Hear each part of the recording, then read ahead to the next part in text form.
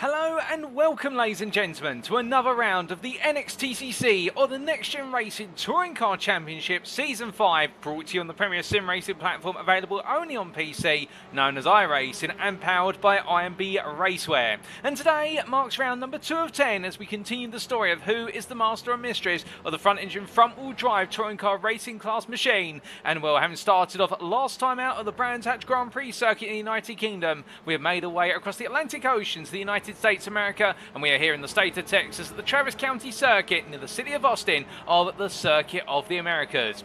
Known as COTA in short, and the abbreviation of its name, it is a circuit that is young compared to most around the world, having only opened its doors to road racing as of 11 years ago, and designed by none other than Hermann Tilke. This is a circuit that brings together some of the finest corner sequences from around the globe, whether it be the Maggots into Beckett's complexes of Silverstone in the United Kingdom, or certainly the Hockenheimring Stadium sections in Germany, and plenty more, including pieces of Bahrainian circuits and whatnot. It is a circuit which is much loved and also highly challenging in the fact that it brings together so many different types of corner from lap to lap, and with that it does mean that as a driver you are put under intense pressure to nail each and every apex time and time again. But as the drivers go racing today, they'll be taking to the shorter west layout of the circuit, which brings some of the most complicated sequences of the corners to life, and with that it means the batting is going to be furious, and throughout there's going to be an undertone of the potential risk of overtakes, given the fact that this is a circuit that sees the surface run 2 to 3 wide at the best of times. No corner is safe apart from perhaps the S sequence if you're going to be looking to try and defend for position.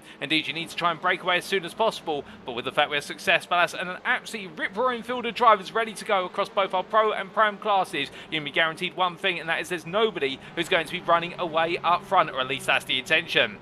As we welcome you all to this broadcast being brought to you live via 3 media platforms for your viewing pleasure. Firstly, you may be tuned in via one of the 2 official Next Gen Racing broadcasts, that being on what is YouTube at youtube.com, and search for Next Gen Racing, and hello to you guys and girls tuning in via YouTube. Alternatively, you may be tuning in via Facebook at facebook.com/groups/Next Gen Racing, and welcome to you guys and girls on Facebook. And lastly, we also have the unofficial broadcast, which is being brought to you on Twitch at twitch.tv/TX141. And well, who is TX141? I hear you ask. Well, allow me to introduce myself. My name is Paul Walsh, also known as TX141 or Brit of the Spit, depending on what media you follow me on, and I will bring you all your racing action today, and indeed for the entirety of the season. And well, let's speak about that schedule for today. Times in Greenwich Mean Time, that's GMT, or Universal Coordinate Time, UTC. And as we can see, in just under 18 minutes time, we'll be making our way to the circuit for our qualifying session, 15 minutes in duration, with all the drivers out there raring to go, and who will be the one to put it on pole both overall and in the Pram class. And after which we'll make our way to our first race of the day, a 12-lap race of intense racing action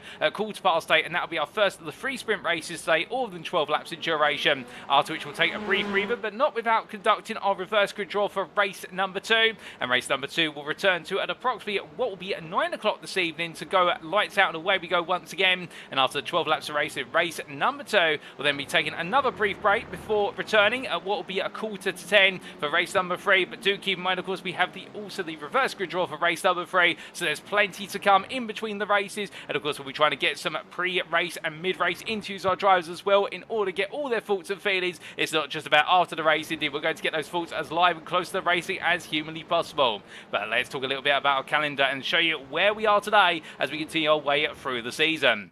And as we can see, we started off last time out round number 1, the 7th of November, at the Brands Hatch Grand Prix circuit in the United Kingdom. And today we make our stop on the 14th of November at the Circuit of the Americas. After today, our drivers will be making their way to Brazil for what will be round number 3 on the 21st of November, and that'll be the Autodromo Jose Carlos Pache. It'll be the first time we're visiting that circuit in the NXTCC, if my memory does serve me correctly. We will be having our first mid-season break, return on the 5th of December for the Canadian Time Motorsports Park, or Canadian Thruxton as we like to refer to it, for round number 4. Rounds 5 and 6 will see us do a double header in Germany, starting with the Nürburgring Grand Prix Strecke on the 12th of December. Then we make our way to the neighbouring motorsport arena Oschersleben on the 19th of December. The circuit playing host once again a circuit that's infamous for the brilliant race that is triggered every time we've visited the Oschersleben circuit. And then we'll have our second mid-season break before having our final 4 rounds of the season, which will kick off 2024 in style. On the 2nd of January, it'll be round number 7 with the Circuit de Magny-Cours making its debut on the NXTCC calendar. And the French circuit there, a very technical one, much like today's venue, venue, in fact,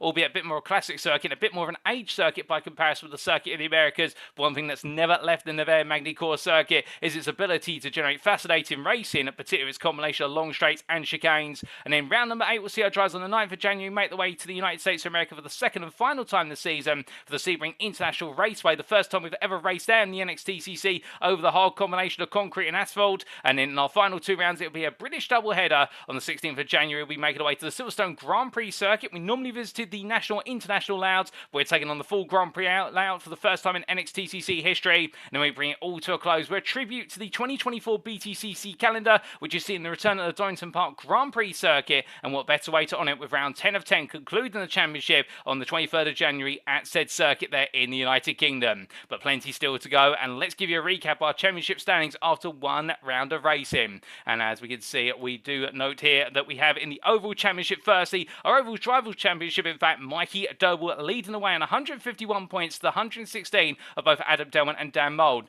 Now, Mikey Doble absolutely running right at the front of the field in the season opener, having taken pole position in qualifying and arguably the ultimate pole position, with there being no success ballast in any of the cars. The only time we'll see that this season, and also taking the first win of the season. He was absolutely beaming with pride when we had the opportunity to catch up with him in the post-round interview, but now he'll know all the weights going in the car started today, and therefore the battle is on.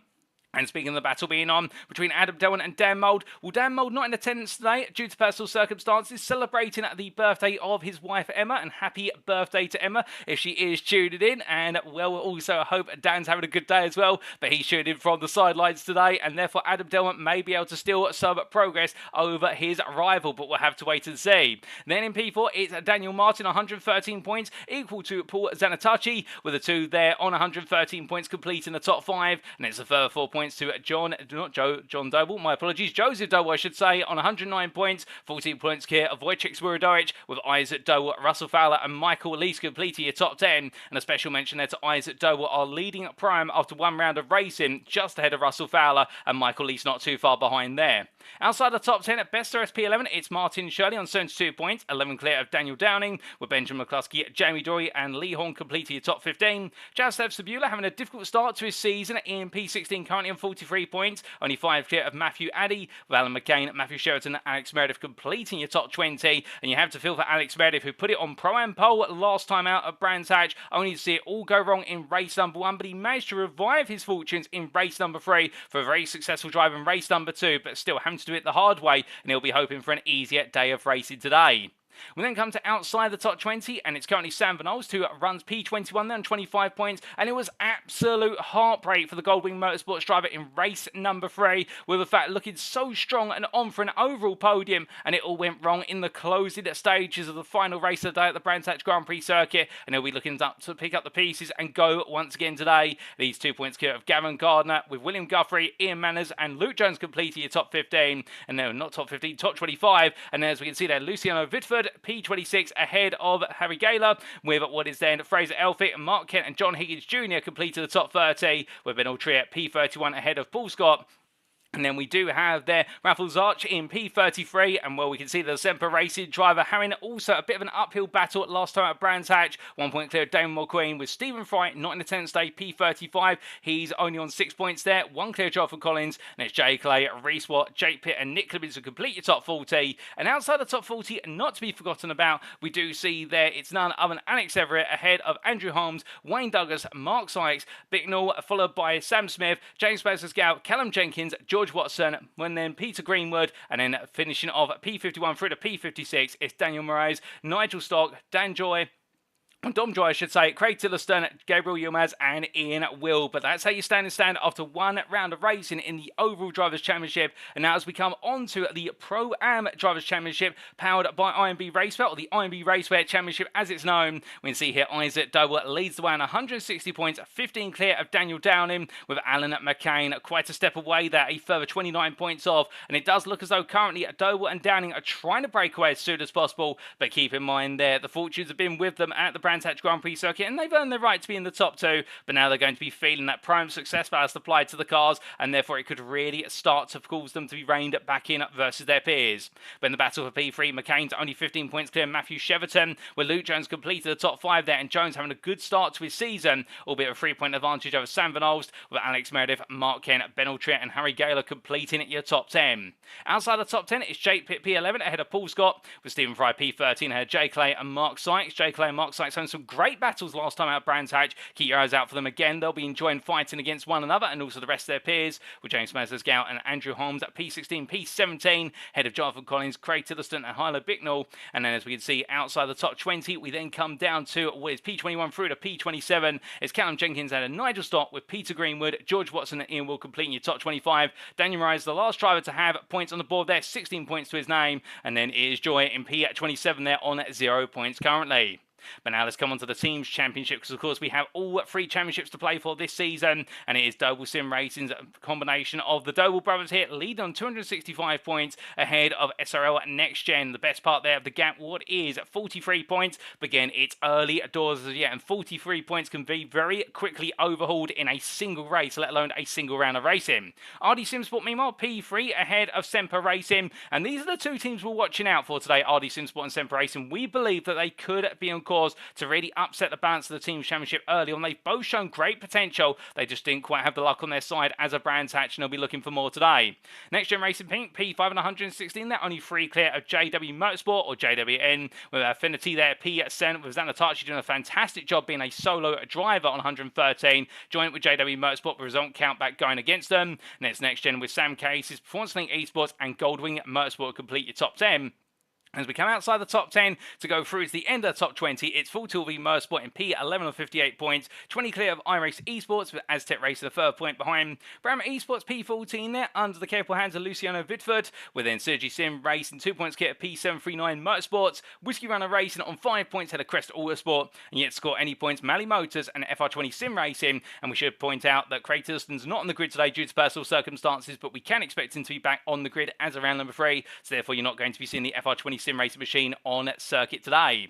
But speaking of being on circuit for today, let's tell you a little bit about our circuit and our venue for this round. It's the Circuit of the Americas West Loud, located near the city of Austin in Travis County of Texas in the United States of America. And as we can see on the fantastic circuit map provided us by iRacing.com, thank you to them for their brilliant simulator and the circuit maps that come with it, it is a circuit absolutely ram-packed with corners, and this is not the full Grand Prix layout, we should point out. In the fact we have 17 corners here, but the Grand Prix layout consists of 20 corners. Indeed, how do they fit so many corners in such a short space? Well, let's take you through how exactly. For as our drivers make the way across the start-finish line and uphill towards turn number 1, the rising charge in towards the opening hairpin is going to be a very late braking zone there, uphill, batting against gravity, and as they make the way into what is a place to go 3-4 wide, they'll come out of the hairpin and charge away downhill in towards turn number 2.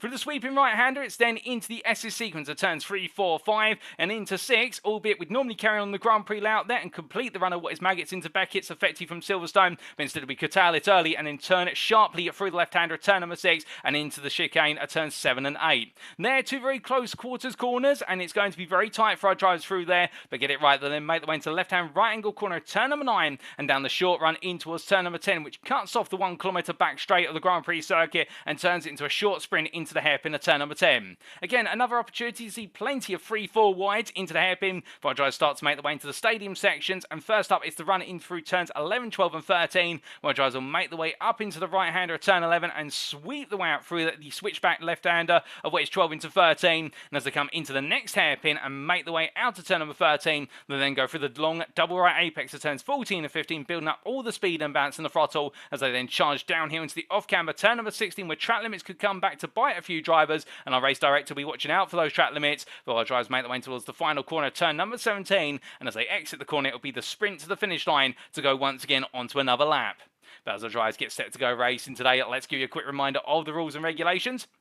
I'm going to do it in full detail, but as we can see, setup-wise, this is a fixed setup series with all setups being provided to our drivers ahead of each and every round. Driver class-wise, driver classes shall be finalised as the conclusion of round number 3, and I can tell you, thus far, we do not have any class changes as of today, so the classes will stay as they currently are, and we can expect those classes to continue to evolve all the way up to the end of round number 3. And sprint race-wise, the race 1 grid shall be set based on the results of qualifying. The race number 2 grid shall be a reverse grid based on the results of race number 1, with the reversal position being drawn live from between P6 and P12, and that will occur within what will be at the commentary booth. We'll cut live to the commentary booth and get underway with that reverse grid draw in due course, ladies and gentlemen. And then we'll see the same for race 3's grid, whereby it shall be a reverse grid based on the results of race number 2, and that race grid shall be taken from between P13 and P23 for another live draw as conducted in the commentary booth.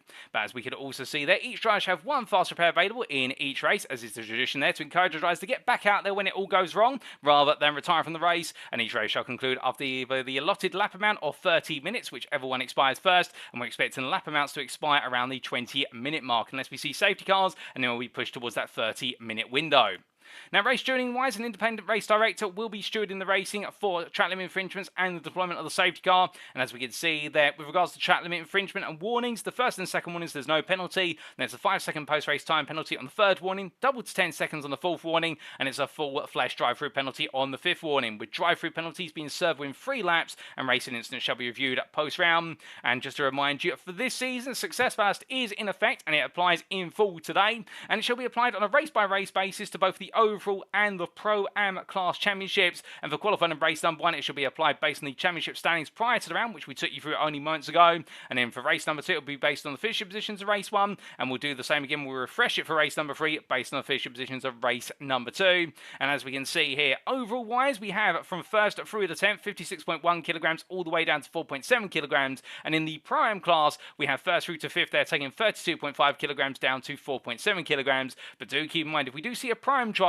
finish in an overall position, which means they are going to pick up more success ballast overall than Prime, or vice versa, we will be giving the Prime driver the greater of the 2 success ballasts which are available to them. So therefore, they will not be able to get away with any cheeky ways of negotiating that success ballast system. It's going to hit them, and it's going to hit their performance hard on the circuit, and they've got to battle through it.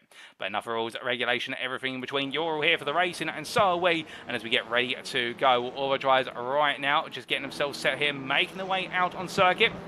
We've got only 3.5 minutes left to go before we do make our way into the qualifying session. We're looking at Martin Shirley here from RD Simsport, and whilst the number 5 driver winds his way on through turn 16 into 17, he's looking to try and have a strong day today. There's no question about it as he makes his way in towards turn number 17 once again here, and just trying to get a little bit more time on the board and see where he can position himself in relation to his rivals. And well, meanwhile, championship leader after one round of racing, Mikey Doble is currently the fastest man out there in this practice session, only by 1.5 hundredths compared to Daniel Martin. But then again, whether it's 1,000th, alternatively a whole 10th, winning is winning, as they say. And right now, Mikey Doble will be looking to try and pick up at least one more win today in order to further his championship aspirations. But when he does have Daniel Martin, one of many drivers, nipping his heels, alternatively Wayne Douglas here for Next Gen Racing Pink, alternatively the man who really put Doble under pressure all day in the United Kingdom last time out, Wojciech Swierdowicz, the Polishman here, making his way on through the sweepers,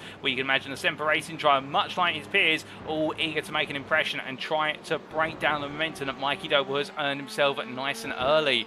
But as we do see Swierdowicz making his way on through the mini chicane and up towards turn number 10, he goes that fast flying little sequence there. Does feel like a bit of a mini street circuit sequence, albeit no walls to really account for, but very narrow track limits, and then the circuit suddenly expands massively. And Swierdowicz right now looking very much on form here today as he gets himself finalised now. Indeed, I think he's parking up and knowing it's almost time. As Adam Delmont makes his way on through here. We do say hello to a good number of you in the YouTube chat in particular, including Duncan Moraes, who says hello there, and he's racing for Goldwing Motorsports, of course, and we look forward to seeing him out on circuit.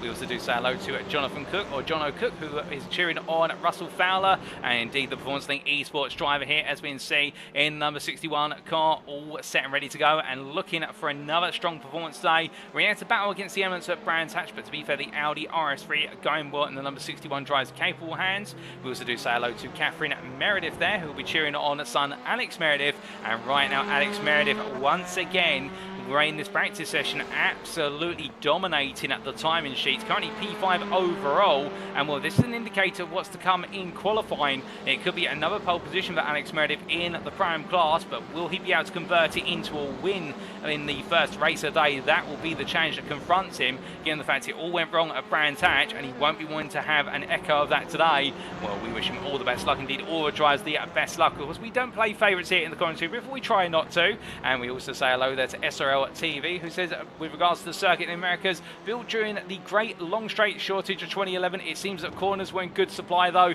And indeed, for those uninitiated, Hermann Tilke circuits do seem to have been produced, particularly in more recent years, say in the last 10 to 15 years, have been built to a very standard template, which is at some point they do need to have a 1 kilometre back straight or a start-finish straight, and the circuit in the Americas is no exception. It's Grand Prix allowed, having a 1 kilometre straight that runs all the way from the turn 11 hairpin down towards turn number 12. But of course, we're cutting that straight off with the West layout here and focusing more on the close-knit racing, and we do have the wonderful corner sequences available. But if you do hear somebody say, oh look, it's a Tilke template circuit, that's what they're referring to, in the fact that Tilke circuits can on paper look rather similar.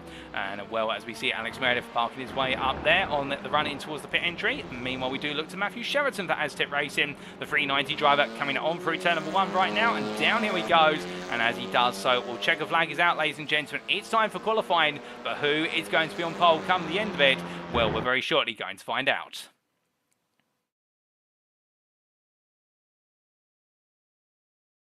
So as our drivers make the way out then for this qualifying session, 15 minutes and the clock ticks down. What can we expect is the big question, or can we expect any particular cars out on the grid to potentially be the favourites here in qualifying? Well, given the fact this circuit does pack into it quite a significant amount of variety, I think we'd be loath to say that a particular car is going to be definitely on pole, or a whole set of drivers driving a particular car are going to be right up there dominating compared to the others. As we do refresh our overlay in order to bring the circuit map back in the top right corner of your screen, it does get shy every so often, but we've made sure to bring it back.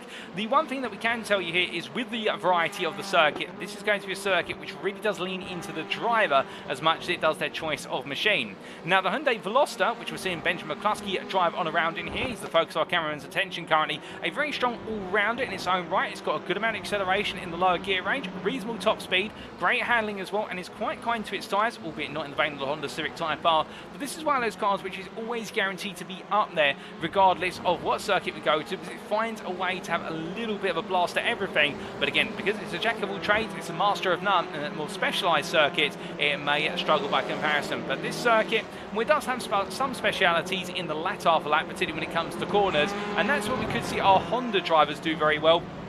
And speaking of other Honda drivers, this is Gabriel Yilmaz, the prime driver from Aztec Racing, as he makes his way upwards in towards turn number 11. And as he comes on to the brakes here, tucked in by one of his teammates, I do believe that is the number 22 he's following around there, of which George Watson, the Audi RS3 from Aztec Racing as well. The Honda is the cornering car and also the one with the strongest brakes on the grid, so expect this car to be the one that you'll see brake later than most into what is each and every of the hairpin corners, and through these late corner sequences it will be the car that carries a bit more apex speed by comparison.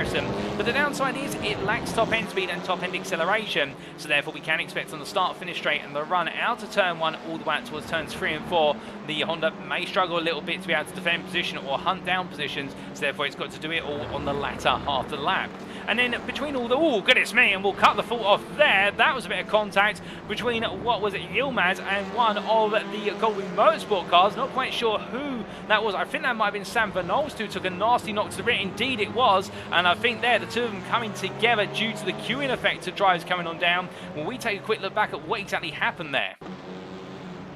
Was he right aboard with Gabriel Yilmaz here coming into the situation, and in the end, well, Van Nolst trying to warm up the tyres, and well, I think it was for Yilmaz just coming in a bit too hot there, not recognising perhaps that everyone was starting to queue in this qualifying session, and therefore a bit of a difficult start to the qualifying session for the pair, as we do see Sam Van Nolst making his way into the pit lane, and well, the misfortune continues to follow Van Nolst, and hopefully not for too long. He doesn't want that to be an omen for the start of his day, as we know some drivers have started their qualifying session for today. They're on their first flying laps, including none other than Fraser Elphick, as we do see the SRL driver, the SRL NXTGEN driver in the 113, making his way on through turn number 10 and up towards 11 he goes. As he does so, he's got a little bit of company behind him, including the form of Adam Delmont and also Joseph Doble. well. And as they make their way on through turn number 11 up towards 12 here, a lot of drivers will be tucking into the tail of one another. We saw that at Brands Hatch, and we'll see it again here today. And that slipstream can be worth the best part of 3 to 4 attempts on an absolutely perfect lap, so long as you don't get too close to your rival in the corner sequences. We do see there Mikey Doble driving off the circuit, and I think deciding to let a load of the drivers through and get himself set to go onto another flying lap shortly. Perhaps not too happy with how that lap was playing out, or perhaps picked up an off track and decided to abort it. But as we continue to watch Elphick making his way on through the long double right at turns 14 and 15 and down towards turn number 16 very shortly. First times are starting to come onto the board 4 minutes in, and as we can see it, Daniel Martin set the bar at 41.482. Rumour has it we are expecting at low 41s, perhaps even a 40.9 here today in qualifying. And as we do see Elphick making his way to the timeline, what's it going to be for Elphick here? As he comes across the line, then it is going to be for his first line lap on the board. Well, no time currently, and I believe that may have been an invalidated lap, as we haven't had anything come through for Fraser Elphick. But meanwhile, on the right side of the screen, we can see the weather conditions we have here. Relatively cool conditions in terms of ambient temperature at the moment, only 24 degrees centigrade compared to perhaps what we're used to in the state of Texas. But that track temperature, goodness me, 48 degrees centigrade. That is an absolutely piping hot track temperature right now, and that is really going to change the complexity of not just this qualifying session, but also the race. And for those curious as to what it will do exactly, well, the higher the track temperature, normally you do see lap times start to increase in terms of they get slower rather than faster. Cooler circuits normally lead to faster lap times, and on top of that as well, when you have a high track temperature, it leads to the circuit really heating up those tyres rapidly, and it means that you're essentially driving on a circuit whereby if you push too hard, you can very easily overheat the tyre and start to cause flat spots, and in turn absolutely degrade the life of the tyres. So therefore, for our drivers right now, this is going to be a very uncomfortable circuit on which to try and put in a flying lap on, or at least multiple flying laps back to back, and this could lead to a little bit of a risk versus reward in qualifying, and we may even see as a result some of our drivers potentially qualifying out of position. But meanwhile, we can see Daniel Martin right now definitely trying to staple himself to the top of the stands. It's 40.801. The RD Simsport driver nailing a high 40, which we said would be the target for pole here, and we thought it was a 40.9, but already he's gone one step further, and maybe I'll find a bit more time with the time remaining. But as he heads on through, we do have plenty more drivers making the way on round, including at Raffles Arsht, as we do see the Polishman making his way in towards what is here turns 14 and 15, I do believe. And as the 79 driver for Semper Racing makes his way on through there and down towards turn 16 he goes. A bit of a slow run here, and I think on a cool down lap or a warm-up lap perhaps before going on to the next one. Again, some drivers will opt to use what is a cool down lap after one flying lap to get the tyre temperatures down before they go on the aggressive again. But as well as that, they'll want to be out there for as long as possible and get as many laps underneath their feet, and therefore try and get the best possible time, get the fuel out of the car. So it really is a gamble here in terms of how many times you push before you decide to come in and potentially change the tyres. But as Arsht makes his way across the line, well, it's going to be on to another flying lap here, almost halfway through the qualifying section. He's bought himself a bit of space on circuit, as has James Massersgow, as he makes his way across the timeline, and up the hill he goes. And as the Pro driver makes his way through at 43.888, currently finds himself 3.1 seconds off the overall pole time, currently P32, which is the lowest set time in terms of out of all of our drivers in attendance here. We do have the best part of 43 drivers in attendance, I do believe, and therefore right now Massersgow is not last, but he is last the drivers who put a time on the board, and he'll be hoping to try and find a bit more time out there. And a special mention to a couple of drivers who couldn't make today. We did talk about Dan Mould and also what was Craig Tillotson. We also do want to give a quick special mention to Stephen Fry, who can't make today, unfortunately not feeling 100%, but we hope to have him back for round number 3. And also Mark Kent, who's not feeling 100%, but I do believe he might be tuning in right now. And if you are, Mark, hello to you, and I hope you're feeling a little bit better by being able to tune in today. But as we do look to Massersgow making his way on around that into lap after lap, up in towards turn number 11 into that very tight apex hairpin. Meanwhile, more time starting to come up onto our board, and we'll Isaac Doble right now with all of the success ballast in the car for the Pro-Am Championship leader, 32.5 kilograms, putting him down in P21. And well, the difference in fortunes here with Alex Meredith not having success ballast in the car, and well, and Meredith, to be fair, really has been the one lap pace driver thus far. And as he makes his way in towards turn number 11, he is currently only 200ths of a Spiridorich's provisional pole time of 40.631. So Meredith right now going all in here, and of course the thing he has to be wary of is the fact that if he finds himself qualifying right towards the front, he's going to be fighting with the very best of the best out there in terms of the pro class, and in turn, can he steer clear of any potential danger, much like we saw at Brands Hatch GP circuit,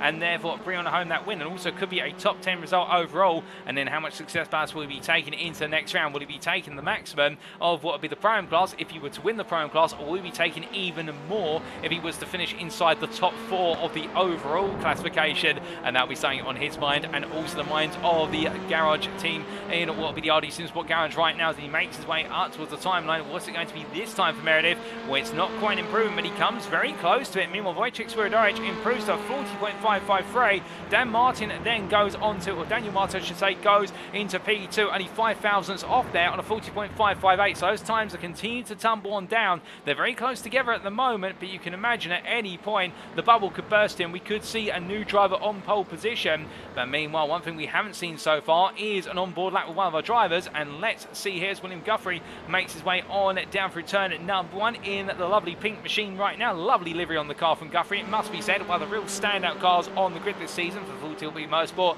And as he makes his way on through the S sequence, we will very shortly get you an on board with one of the drivers as they take us around for a flying lap, ladies and gentlemen. We're just waiting for an opportunity to do so. But as we do see Guthrie head on through, currently P15 overall, 7 attempts off of that pole position. And look at that once again, from P1 through to P27. So from Swierdorich all the way down to Downey, it is only a second. It is incredibly tight, and indeed, you make one mistake on a qualifying lap, that could be the difference between you being on the front 2 rows of the grid or you being outside of the top 10.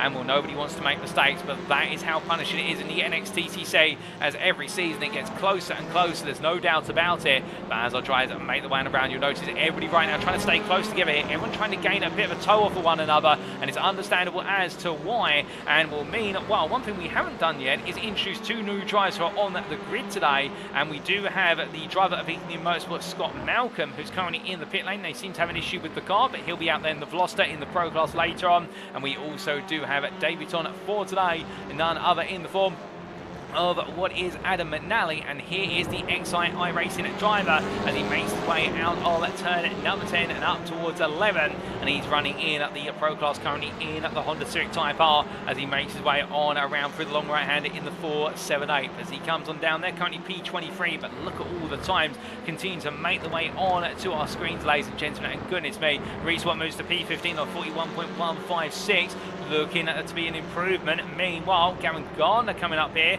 where he's currently on a lap, and we're going to jump on board with Gavin Gardner for another lap very shortly, and this will be an attempt to get inside the top 10, but will he be able to find it as he makes his way to the timeline? Let's see. And as he makes his way up towards the timeline, it's an improvement to P4, and now can Gavin Gardner go even faster from a 40.756? Well, let's ride on board and find out. As he makes his way up in towards turn number 1, braking 100 metres from corner apex, trail braking into the hairpin there in 3rd gear as he exits out. Now bring the car over to the left hand side and swing it to the right here rapidly as he goes, and as he does so, bring it on through the right hand and now in towards turns 3, 4 and 5, and here it's all about car position and balancing the throttle. Flat out through 3, lift off the throttle into 4, goes a little bit deep into 5, but gets the car caught just in time and through 6, and now coming on through the left hander here to go in towards the chicane of turn 7 and 8, over the bumps, and then in towards turn number 9, and as he exits out and up towards turn number 11, in fact we've got our numbers slightly wrong there, down to turn number 11 now, and onto the brakes he goes, about 70 metres from corner apex in 3rd gear, exits out, now building up the speed once again as he heads in towards turn number 12, onto the brakes here, car off the road in front, and I do believe, unless I'm very much mistaken, we're just trying to discern whose car that is, I believe that was Paul Zanatachi who got it slightly wrong there. But as Gardner comes down to turn number 13 here, now getting very close with the cars in front, I think just enough space between him and the other cars to not have to worry about potentially tapping on the rear. He's signed to perfection, it would seem, as he lifts off the throttle there through the double right at turns 14 and 15, trying to get the car nicely poised for that late apex of 15 as he brings the car on through into turn 16, backing off there. I think Gardner too close, and it's a spoiled lap as he comes on through. So he comes in towards turn 17, buys himself a bit more breathing room to the cars in front as he backs off and goes on to another flying lap shortly. But again, we can see there just how claustrophobic it gets through the last half a lap when you've got other cars in front of you, and Gardner definitely feeling that claustrophobia as he makes his way up towards turn 1 to go on to another lap. that was an on-board lap with Gavin Garner from NXTGEN Racing Pink in none other than number 11 Audi RS3. And as he heads in towards turn number 1, we're now getting to the biting point of the qualifying session. As off the road there goes by the iRacing esports cars. I believe that was Alan McCain running quite wide, but meanwhile Garner comes on down and through. And meanwhile we do look to Zanatachi as he heads on towards what will be at turns 4, 5, 6 and 7. And well, as the Veloster driver makes his way on through in the Affinity Motorsport machine, a very colourful machine at that, indeed one of the most colourful liveries on the grid, and a beautiful livery at that, coming on through the left hand there. And right now number 14 driver looking to try and get a bit further up the order. Enjoyed battling for the bottom half of the top 10 last time out of Brands Hatch, albeit this time starting to try and find his way back into the top 10 as soon as possible. But then again, if he improves by even a 10th right now, that would be enough to move from P18 all the way up to what would be P16 ahead of McCluskey. Not quite enough to dethrone Joseph Doble from P15, but you can see how close those qualifying margins are right now, as Weirdoich does improve in P2 to 40.443, but it's still 23 thousandths of a Daniel Martin's pole time. But right now Alex Meredith, meanwhile, and Mark Kent remarking there in the YouTube chat about the fact that right now Alex Meredith, the best part at the time of being 8 tenths clear of the next Pro-Am, but right now the best part of 2.5 tenths clear of the next Pro-Am in the form of Sam Van Isles. Well, Alex Meredith definitely cooking up some magic here in the state of Texas. He dances his way on through the run of the S's and in towards turn number 7 he goes. And well, could we see an even fast lap from the 44 driver? Well, we'll stay with him on the third person perspective here all the way to the end of the lap now. He will most likely squeeze another lap in with 40 seconds to go. It's going to be close. Gavin Garner does improve to P4 off camera. Joseph Doble moves up to P6 off camera at a 40.841. That's a good improvement from Joseph Doble. For Doble was sim racing, and was Meredith makes his way on through turn number 12 and into 13 here. The long run into left-hander here that never seems to end. That braking zone, you have to brake onto a kink rather than braking in a straight line, which makes it even more difficult. Well, right now Meredith definitely and trying to push as much as possible. He's not going to get another lap in, and well, currently this lap not an improvement. He's down in sector 1, he's down in sector 2. I don't think he'll be too worried about this, given the fact I think he'll feel confident he's got pole position in the prime class, but also I think he'll be hoping he can stay on that second row of the grid for the race start. Perhaps he's eyeing up a potential overall podium.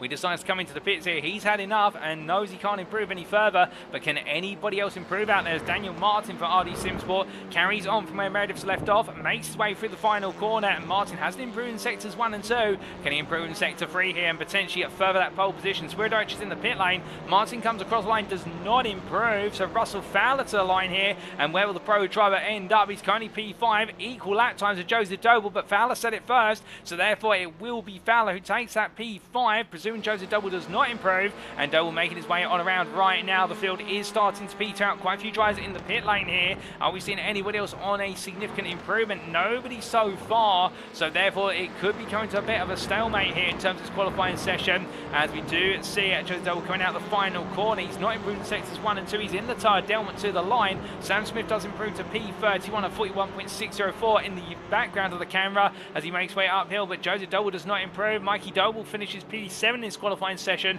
which, given the success ballast in the car, is quite the achievement, it must be said. We've still got a couple more drivers to come on through here. Jay Calais decides to dart to the pits. He's not going to improve, he feels. Meanwhile, Paul Scott's out there on an improving lap. And as he makes his way to the line, Ian Mans goes P14 at the close on a 41.044. What can Paul Scott do? He jumps up to P30 there, and that is P6 in the prime class. He's jumped all the way from outside the top 40, so Paul Scott leaving it late in the day, but getting the job done. And with that, ladies and gentlemen, that is qualifying complete. And well, in the end, it is pole position for Daniel Martin from RD Simsport by 23 thousandths over Wojciech Swierdorich, and then prime pole position will be P3 overall on the grid, and it will be Alex Meredith, and Meredith makes it back-to-back pole positions in the prime class. But the question is, can he bring home that first win of the season? Well, we're going to find out soon as our drivers now cool down and make their way in towards the pits. Ian Manners there, and also at Duncan Rise, who you can see the Goldwing Motorsports driver who's qualified P8 in prime, P32 overall, and well, some big mentions in the prime class in particular. Ben Altria taking P21 overall, P3 in the class, just ahead of Jay Calais. Both of them having an upturn in qualifying compared to last time out at Brands Hatch. Isaac Doble P5, they're doing well with the 32.5 kilograms of success ballast in the car to take that P5 position, P23. And meanwhile, some surprises, particularly for Matthew Cheverton at P12 prime, P37 overall. It has not been a qualifying session for Matthew Cheverton to be too pleased about. But with that, ladies and gentlemen, it's time to head to the grid for our first race of the day. So as our drivers make their way onto the grid, this is how they'll line up for our first race of round 2 of the NXTCC Season 5, powered by IMB Racewear. It is Daniel Martin who takes his maiden pole position for RD Simsport, 23 thousandths clear of Semper Racing's Wojciech Swierdowicz. Behind them on row number 2, it's prime pole sitter Alex Meredith for RD Simsport, who is joined on the second row by NXTGEN Racing Pink's Gavin Gardner. Russell Fowler starts P5 for Performance Link Esports, joined on the third row by Joseph Doble for Doble Sim Racing, and then we do have the pair of Mikey Doble for Doble Sim Racing and Jaroslav Stabula, who starts P8 for Semper Racing. Lee Horn starts P9 for Next Gen with Sam Cases, and the top 10 is completed by second place prime driver Sam Van Ols for Goldwing Motorsport. Keep your eyes out for him. He'll be looking to bounce back after the difficulties of Brands Hatch. And then we see just starting outside of the top 10 now on the 6th row of the grid, Jamie Dory for Next Gen Pink and his teammate Wayne Douglas. On row number 7, it's William Guthrie for Full Tilt Motorsport and Ian Manager JW Motorsport, followed up by Martin Shirley for RD Simsport and Nick Clemens for iRacing Esports. And then we have on row number 9, Benjamin McCluskey for Next Gen Racing Pink and Reese Watt for JW Motorsport, with the top 20 being completed by Paul Zanatachi for Affinity and SRL Next Gen's Fraser Elphick. Then on row number 11, it's the prime pair of Ben Altria and Jay Calais, with Isaac Doble and Adam Delmont behind on row number 12. Row number 13 goes to John Higgins Jr. and Luciano Vitford, with Matthew Addy and Adam McNally starting on the 14th row. The top 30 is completed by Michael Leese and Paul Scott, with Daniel Downing and Duncan Moraes just behind them, the two teammates of Goldwing Motorsport. And on row number 17, it's Sam Smith and Harley Bicknell, with Luke Jones and Mark Sykes on row number 18. On row number 19, it's Matthew Sheraton and Raphael Zasht, with then James Smazesgal and Callum Jenkins completing the top 40. And it's George Watson and Gabriel Yilmaz on row number 21, ahead of Harry Gaylor and then what is Scott Malcolm. Jonathan Collins and Ian Wood on row number 24. And then we do have, well, in fact, that will be the grid, ladies and gentlemen. And well, with the grid practically set, it's now time for the lights. It's 1 red light, 2 red lights, 3 red lights, 4 red lights, 5 red lights. And it's lights out and away we go for our first race of the day here at the Circuit of the Americas. And as all the drivers charge their way uphill in towards turn number 1, it's going to be the battle under braking here between Daniel Martin and Wojciech Swierdowicz. Swierdowicz on the left, Martin on the right. Swierdowicz looks to go all the way around the outside, and as they do, side by side, they make the way out of the corner. All the field making the way on through. Now it's pandemonium further down. We've got quite a few nose to bumper moments here between drivers, and it looks like everyone safely made it on through. But it's Swierdowicz who has taken the lead as they make the way on through into the S's for the first time of asking. The Semper Racing driver finds his way on through. Everyone's made it out of what is our grand total of 46 starters, and as they roar the way down into the West Chicane now, Swierdowicz already under pressure from Daniel Martin in return. Alex Meredith losing 1 place behind Gavin Gardner, but I think he won't be too worried about that as they make the way down towards turn number 11. But look at this from Joseph Doble going up on the inside here versus Russell Fowler. Meanwhile, Fowler right now found himself linchpinned between what is Mikey and Joseph, the two Doble brothers here trying to work together to pull off some magic, and Fowler here on the outside in towards turn at number 12. I think he's letting this go, recognising that he just wants to get some good points on the board for this first race of the day, but he's not going to back out completely here as they make the way down in towards turn number 13. Battling side by side they go, and as they do, Fowler right now not backing off, but he's turned across the front there, Mikey Doble, and will Fowler pointing the wrong way. Mikey Doble carries on.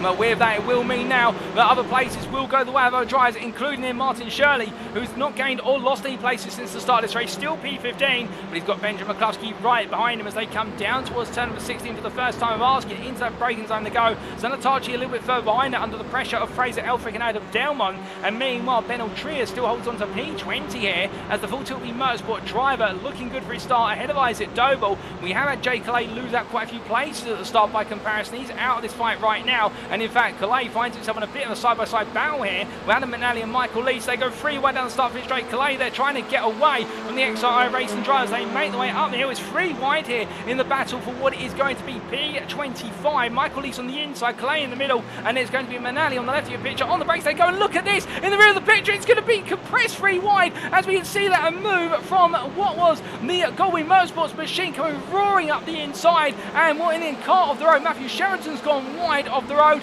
and well, the car's parked up there, but that was a very brave move from Daniel Downing. He's made it work. In fact, that wasn't Daniel Downing, we should point out.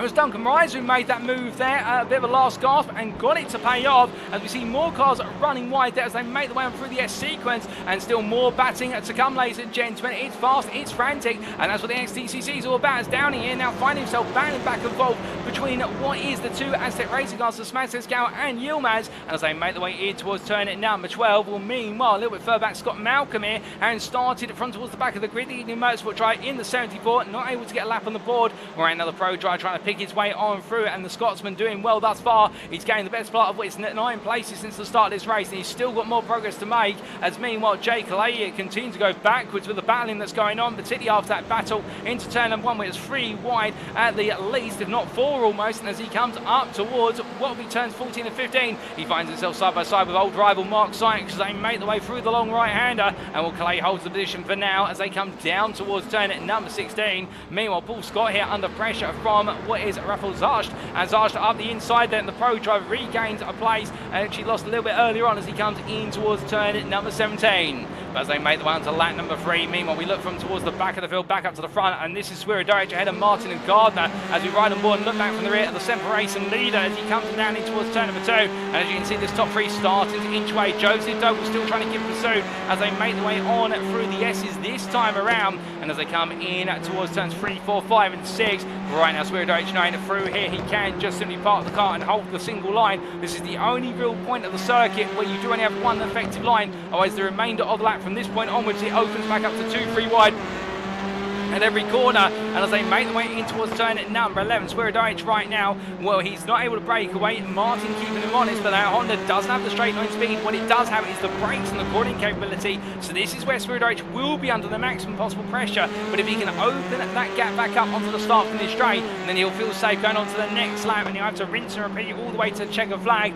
But that's the thing about the balance performance of these cars, it keeps them level, and it means no one car is going to have the golden ticket to victory at every single venue of the season. But right now Swiridaric definitely feeling the pressure breathing down on him, and meanwhile it does seem as though in fact Joseph Doble is inching closer to Gardner in the battle for P3, so we could have a 4-way fight for the win on our hands here as they make the way on through. Meanwhile a little bit further back, Lee Horn here defending, well, once champion in the Pro-Am class as a Season 4, but now promoted to the Pro class of Season 5, enjoying a good run here in P9, chasing after Mikey Doble. Alex Meredith falling a little bit further down, but dropping further on down inside the top 10 overall, but not under pressure of a potential loss of position to this man who's P2 Prime of Sam Van Olsen. The Goldwing Motorsport driver makes his way across the timeline, and as he heads up towards turn number 1 once again, we're right now Van Olsen definitely doing very well with the Goldwing Motorsport driver, just keeping his head down and carrying on, and that's exactly what he needs here in order to get a huge plethora of points on the board come the end of his first race of the day. But looking back further down the order, Mark Sykes there a bit out of sorts coming out of the final corner. I'm not sure there's been a bit of an incident with Mark Sykes. We haven't really got any information to tell us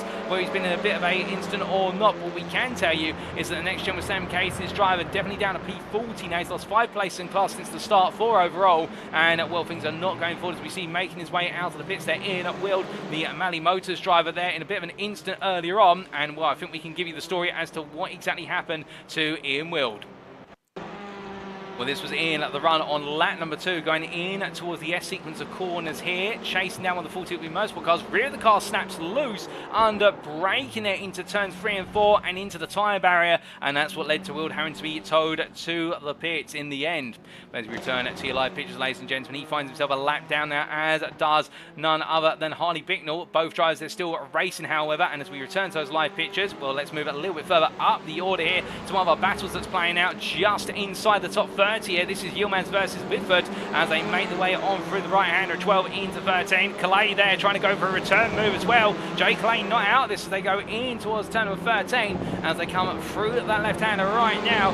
We can see there running right is Gabriel Yilmaz, who goes very deep, and well, Whitford's going to try and go round the outside into 14-15, but I don't think he's going to be able to find it. In fact, I think he's going to put himself slightly offline, and well, no, he does go for it. He makes me mark my words there as he goes to the cutback, but it's not quite enough on Yilmaz. But you can see he's really trying to build that pressure on now as they come down through 16 into 17. Calais, meanwhile, who we jump on board with here, the Pirates looking up the inside, goes away braking, and well, the 89 driver absolutely capitalising versus Whitford, has to give the space and corner exit, but a lovely move from the 89 driver, and this is what the Privateer is all about as he charges his way up towards turn at number 1. But meanwhile, we look back behind the car now, and as we can see, Whitford still there as he heads up the hill in towards the braking zone, but Whitford just watches on, goes a little bit deep intentionally opportunity here to open up the corner, but goes up far too deep in the end, and that puts him under pressure from George Watson as they come down towards turn number 2 on this 5th lap.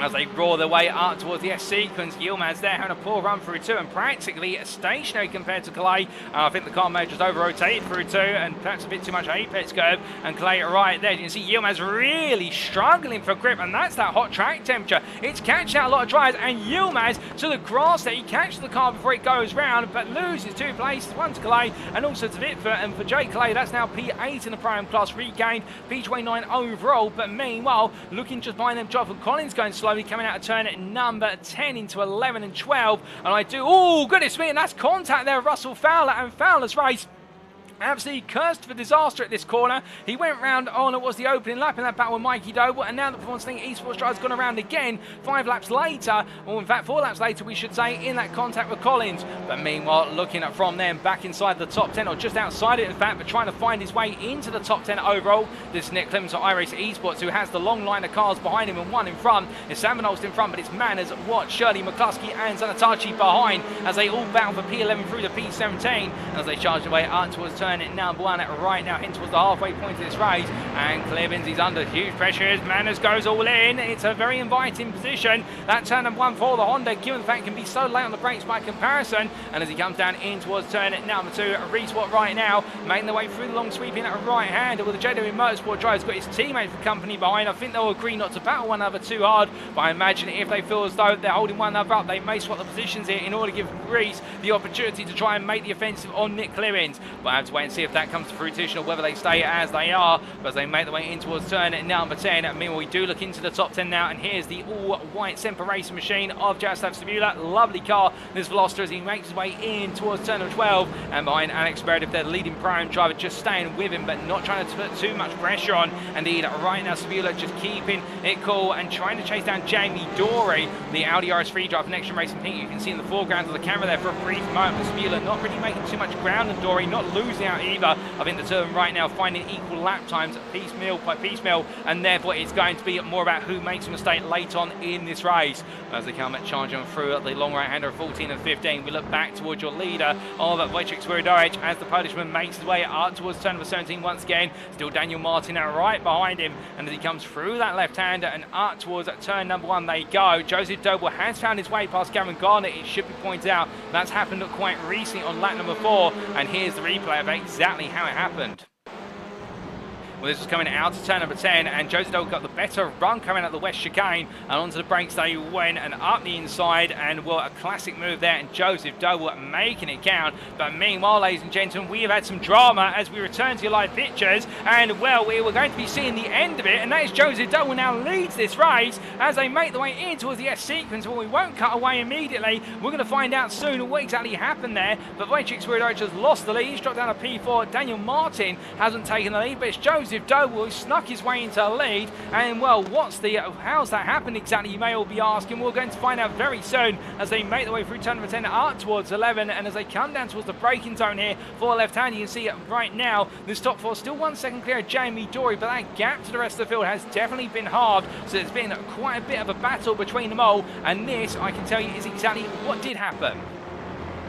Was they made their way out the braking zone, then Daniel Martin very close, battled up the inside, Swierdowicz covered him off, and was the two went into the corner. They both went deep there, Martin carrying too much speed, plus also I think he may have hit the sausage curve on the apex, but given the fact we saw the suspension out of the Honda not settling down, and as a result Joseph Doble was able to make his way up the inside and simply go, okay, I'll take 2 for the price of 1. And here's the onboard from the Doble Sim Racing driver, and as you can see, with Martin Swierdowicz getting so entangled in one another, Joseph Doble I think just looked at it and went, well, if you don't mind, I'll take both places off you, thank you very much. And that's why the Doble Sim Racing driver is now leading. A great bit of opportunism there, and sometimes that's what makes the difference. But as they make their way onwards towards lap number 8 now, still racing to come here, ladies and gentlemen, we're not out of it yet. And as they make their way up the hill this time, could we see Martin go for it again against a different rival?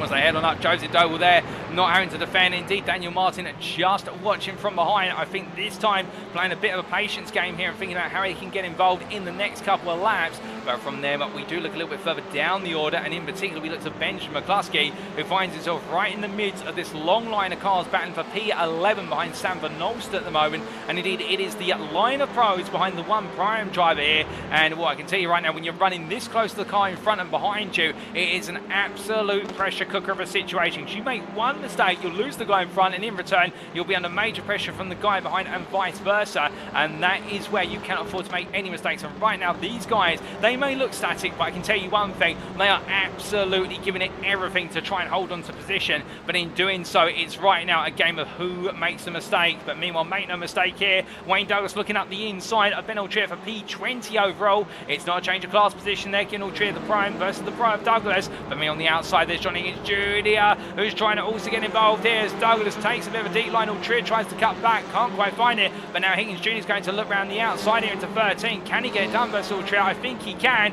as the full Tilke Motorsport driver there gives the space. He does exceed to West John Higgins Jr., but now Altrier's got the company of Isaac Doble behind it, and this is one driver he won't want to let through in the battle for P3 in the prime class. And Altrier right now on course for potentially his best performance of his next-gen racing career so far in the NXTCC as he makes his way in towards turn number 16 if he can hold on to this third place. But of course, it's easier said than done when you do have one of the fastest prime drivers right behind you. And as he looks up the inside there, you can already see Isaac Doble getting very eager to try and make a move, but can he find it? Not at the moment as we ride on board and look over the top of the NXTCC driver as he charges his way up towards turn number 1, and the double sim race machine right now losing out on the straights here, and that's one place where the Hyundai Elantra does have a little bit more leverage by comparison. But under braking here, this is where the double sim racing driver can come back. And do keep in mind, the Elantra does struggle with very high track temperatures, particularly when they're 40 degrees centigrade plus, so we could be seeing our Elantra drivers start to lose the pace now that we're in the final quarter of this race. But as they make their way on through the S's, we can't see any signs of Altrier's pace routing thus far. If anything, he's doing everything right as he takes a bit too much of the raised yellow curve there. You can see the car bouncing, and our drivers got to be careful of those curves, because you hit one of those too hard, particularly if you're in the Honda, it will cause the car to become incredibly unsettled, and it will take a long time to bring that car back, and that can cost you at least one place, if not multiple. As they come in towards turn number 11, there you can see right now Altrier very close behind Higgins Jr. and Doble just queuing up here and waiting. But the point is, he's got to pick the right time to strike and where he can make the move count and then not be under pressure from a return or a counter attack, if you will, from Altrier in the next lap. Meanwhile, Daniel Murray with Duncan Murray's just behind, and therefore it is getting closer and closer between these guys. As meanwhile, we look back to Jay Calais here, looking up the inside of James Mansell for P28. This is P7 in the prime class, making another place. There's the privateer still on the charge, but as he makes his way up one more place, we charge away back from them all the way up to Mikey Doble here, who's got the pressure of Lee Horn. And Lee Horn right now glued to the back of the 88, flashing his lights there in the number 36, trying to use the old trick in the book, which is flash lights and distract. But the one thing about Mikey Doble is he's seen it all. We've experienced both on the simulator and in the world of BTCC. And as they make the under break it here, Horn's going to have to get a bit more inventive. He wants to try and make this work, but at the same time, Lee Horn is very sensible and very smart driving in his own right. There's a reason why he's been promoted to pro class as this season. And as he makes his way in towards turn at number 3, looking up the inside there, trying to get his nose in, trying to make Mikey Doble feel uncomfortable with the car and leave the door open. And that's what you've got to do sometimes when you're up against a driver who knows all the moves in the book. You've got to try and something a little bit unconventional, as long as you play it relatively safe. And as they make their way on through turn at number 10 in towards 11, we saw Luke Jones off there, and we see him in the rear of the picture, a lap down in the 43 car. It's not been a positive start today for the prime drive, but still more to come, there's no doubt about it. And Lee Horn right now making his way on the brakes in towards turn at number 12, and as he does go through the right hand of the Britain right now,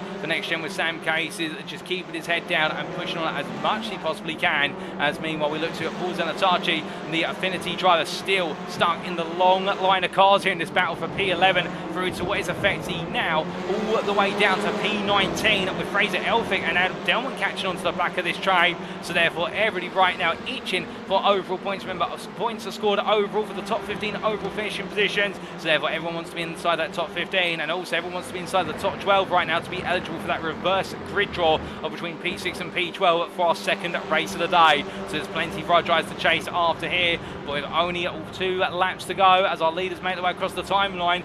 We'll we see any tempers flare as everybody right now staying nose to tail. There's nothing between them as they make the way on up towards turn number 1. And you can see at the front of the pitch here as they make the way on through. That's Van Olst, the Goldwing Motorsport driver, who took his credit, is doing a phenomenal job to hold on, but it looks as though they're Clemens right now trying to open up the door slightly as they make the way on through 1 into 2. Down they come, and right now the 92 driver under major pressure as they roar their way in towards the S's.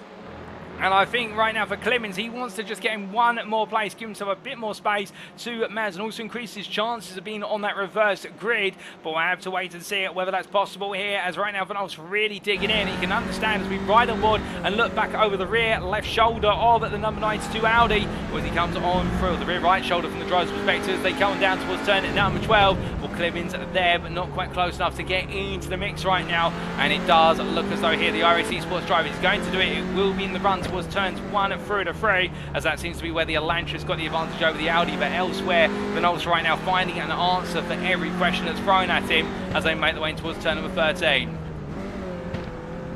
As they come on through the left and now make the way through the double right, you can see how everybody queuing up here. And the thing is, Van Olst has control of the pace here in the fact he can really start to dig this Audi down. Plus, with its acceleration and low gears, it does have the ability just to pull away like no other car can. So therefore, when you put it all together, Van Olst right now can prove to be a real thorn in Clemens' side and pulls all to back into one another. But meanwhile, we look to the front of the field as the white flag is out. It's time for the final lap of race number 1, ladies and gentlemen. And it is Joseph Doble who leads as he makes his way up towards turn number 1, weaving there on the start-finish straight in order to try and break the toe. 4 tenths they make the way up to there, and Daniel Martin's not going to find a way to come from that far back. And as they make the way through 1 into 2, it's a three-way fight for the win here between Doble, Martin and Gardner, with Wojciech Swierdowicz falling off the pace slightly in P4. And I think that Elantra's front tyres are starting to lose momentum now, in the fact he's falling back into the clutches of Jamie Dory, albeit Dory is half a second off, so Dory might be safe. But meanwhile, it's all pandemonium here as it looks like McCluskey looking for the move for P15 versus Martin Shirley as they come on through 2 into 3. Zanatachi are looking up the inside in 3, can't quite find it. Delmont there as well, so they're all right now. Oh, goodness me, and it's gone wrong there for both Delmont and Zanatachi. They've kind of coming together. We catch the tail end of it and both cars into the wall. What exactly happened? We will try and get a quick replay of that if we can. Well, I don't think we're going to be able to, ladies and gentlemen, and instead we will be focusing on the leaders now in the closing third of this lap. There's been a bit of coming together, though. That's a definite certainty between what was Delmont and Zanatachi. Perhaps we'll get that after the racing, but right now looking to double sim racing driver. Well, the number 11 under pressure as they make the way on through the double right at turns 14 and 15, and as they come on around here, meanwhile elsewhere Van Olst and Manners battling for P11, but Doble here still holding on as Martin follows in his footsteps. But can he find a way to get alongside coming into the final corner? If he's going to go for it, he's going to need to be a lot closer. It's 3 tenths as they come into the break zone. I don't think it's happening, and as they make the way out through the final corner, the checker flag waves, and it's Joseph Doble who takes his first win of the season for Double Sim Racing ahead of Daniel Martin P2, and the RD Simsport drives followed up by Gavin Gardner P3 for Next Gen Pink. And as they make the way to the line, it's Alex Meredith who takes his first win of the season in the Prime Class P6 overall for RD Simsport, making right what went wrong at what was Brands Hatch. And further down the order, ladies and gentlemen, he takes second place in the Prime Class in a late surprise with Sam Van Olst falling down the order. We'll have to get a replay of what's happened there, but it's Full Tilt B Motorsports' Ben Altria who takes second place in the Prime Class, his best result of his career, ahead of Isaac Doble, who finds his way into the third step of the Prime podium, P19. And to round off the top 20, it's Duncan Mize, who just missed out on the Prime podium but takes P20, and the Goldwing Motorsport driver will be absolutely pleased at that. And well, as all the drivers that make the way across line, we've still got a couple more to come, including a battle side by side here between Callum Jenkins and George Watson to line. Jenkins' car with a lot of damage there, and it will be in the drag race. George Watson, who just sneaks on through to P31 ahead of Callum Jenkins to complete the top 10 of the Prime Class. P9 for Watson, P10 for Jenkins, and then a bit further behind we also do have Scott Malcolm here, who's making his way down towards what is the final corner. And as he comes on through here, it's going to be P40 for Malcolm, and Zanatachi just in front, P39. So Scott Malcolm for Eden Motorsport there, P40, and he will be your last lead lap finisher. But goodness me, what an end to race number 1, and well, a lot happened there. We couldn't quite put a finger on all of it. And well, as we see Joseph Doble bringing the car on in, bringing home his first win of the season for Doble Sim Racing, and what a great performance. A bit of opportunism didn't lead him astray, and he found his way into lead when we saw that battle between Daniel Martin and Wojciech Spiridovich reach its peak into turn number 1, but with the two of them going wide out of the open hairpin, it was Joseph Doble who snuck into position, and from that point onwards, well, he never let it go. And for Alex Meredith, it is his first win of the season. The RD Simsport driver, indeed all the family tuned in, will be absolutely pleased to see that he's finally made that win happen. And now, can he follow it up with a second win of the day? That will be his target as he makes his way on down pit lane. But as he does so, meanwhile, what exactly happened to this man is the question we're all asking. Sam Van Alst, who had a very late drop down the order, and I do believe we have the opportunity to get a quick replay of what happened to Sam Van Alst, and here is the replay as he made his way into turn 16, 2 corners to go, and contact there with the 52 of what was Ian Manners, and in further contact with Reese Watt, I do believe, who we saw come into the back of that incident and riding on board the car of Reese Watt. He watches it play out, and we get to ride on board, and there was contact with Watt's car as the car looked up the inside, so it got very elbows out there, and we're not quite sure who made the contact with Reese Watt, but what we can tell you is that it was a nasty shot. In fact, it was the iRacing Esports car on the inside there, and I believe that was the iRacing Esports car, Nick Clibbins, who got involved, so they all took their gloves off on the final 2 corners, and well, in the end, the bad luck for Sam Van Alst continues to haunt him, and the 92 driver here fighting hard for a podium in the prime class and not being rewarded with it in this first race of the day. As the circuit begins to fall silent with all the cars in the pit lane are almost there, let's take a look for those race results subject to any stewards' inquiries, ladies and gentlemen, and here they are. So after our first 12 laps of racing here in round number 2 of the NXTCC Season 5, powered by IMB Racewear, Joseph Doble taking the win for Doble Sim Racing by 3.5 tenths over Daniel Martin. The RD Simsport driver fighting hard for a second place finish, but I think will be gutted not to have taken the win. We have held off Gavin Garner for NXTGEN Racing Pink, who brought it on home, P3 on the podium there, and that's your overall podium of Doble, Martin and Gardner. Wojciech Spiridovich, P4 for Semper Racing, a further 2 seconds behind. The car starting to fall off the proverbial cliff of pace, just ahead of Jamie Dory, P5 for NXTGEN Pink. We can see Alex Meredith bringing on home his first prime win of the season.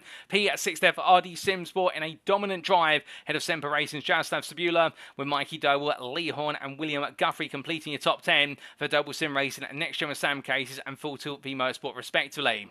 Between the 3 drivers there, only had 5 tenths between them. It was then the best part of 8 seconds to Nick Clibbins at P11 for Iris Esports, who held off Benjamin McCluskey to a line at P12, and then at Martin Shirley, Reese White and Wayne Douglas completing your top 15. Fraser Elphick, P16, not making too much progress after some early gains in the race for SRL NXTGEN, and the same for John Higgins Jr., P17, and then completing your top 20 there, Ben Altrier taking his first second place finish of his NXTCC Prime career for Full Tilt V Motorsport. The team will be absolutely proud. I can definitely see Mark Kent there in the YouTube chat being proud of him, and also Isaac Doble there round off the Prime podium for Doble Sim Racing, a Prime podium which consists in the end of Alex Meredith, Ben Altrier and Isaac Doble.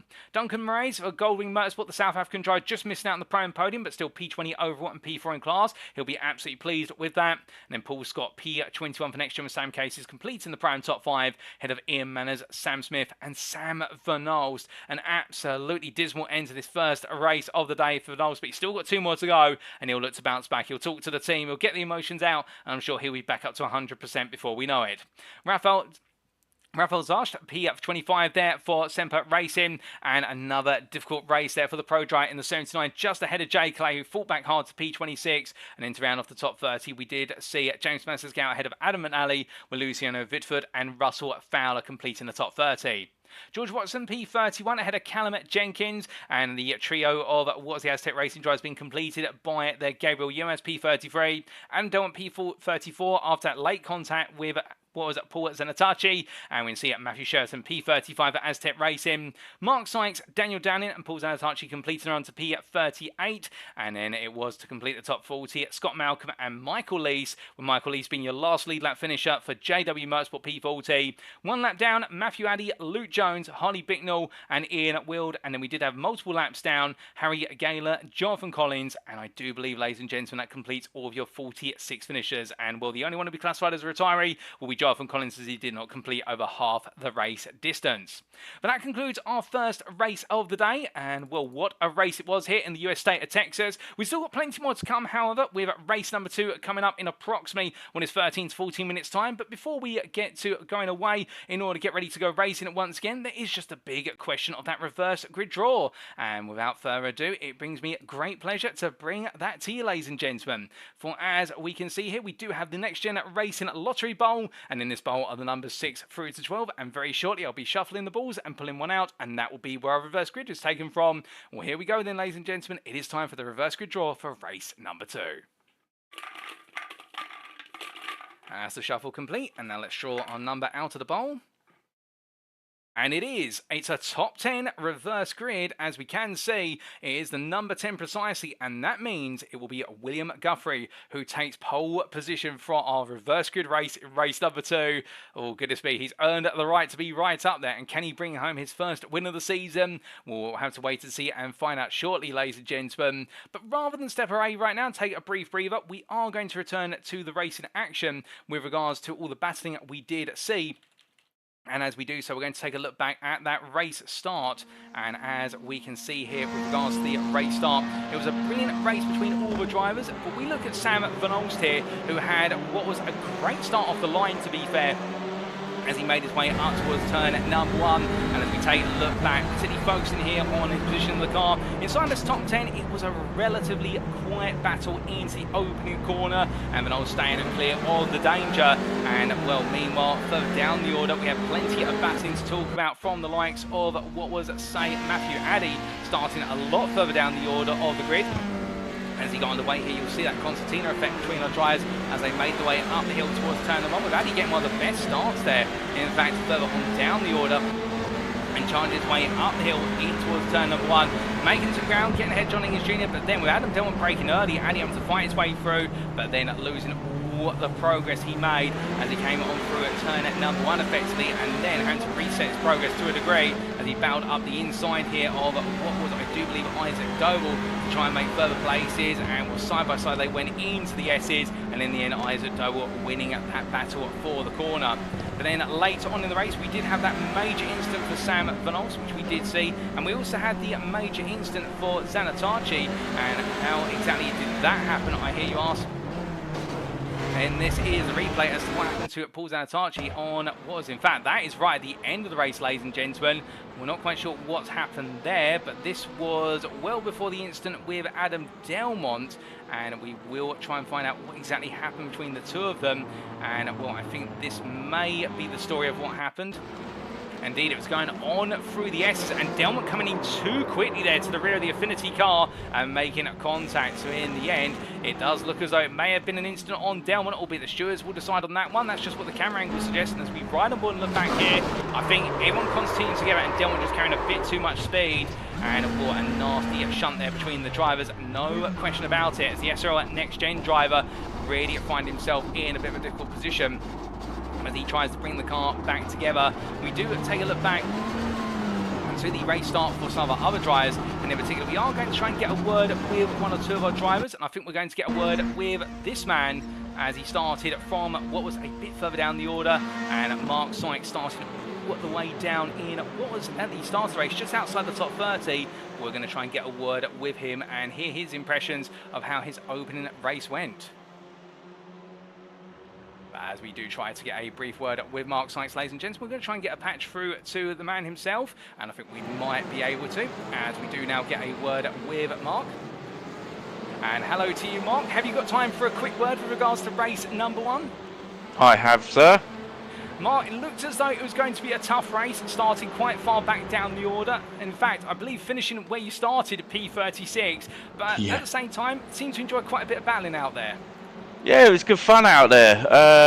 Yeah, I mean, I've got, the Audi's got a mega start, so I've got a good launch off the start, sort of cautious into T1.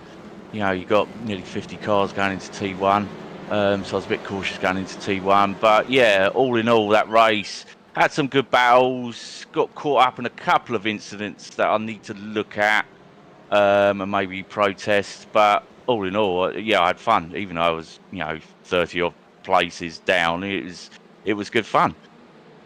Oh, indeed. And speaking of some good fun, we saw you have a bit of a battle with an old rival from Brands Hatch, none other than Jay Calais. You and the privateer do seem to enjoy sharing the same part of the circuit. I mean, is this premeditated between the two of you? Because it's twice now we see you two really exchanging pain.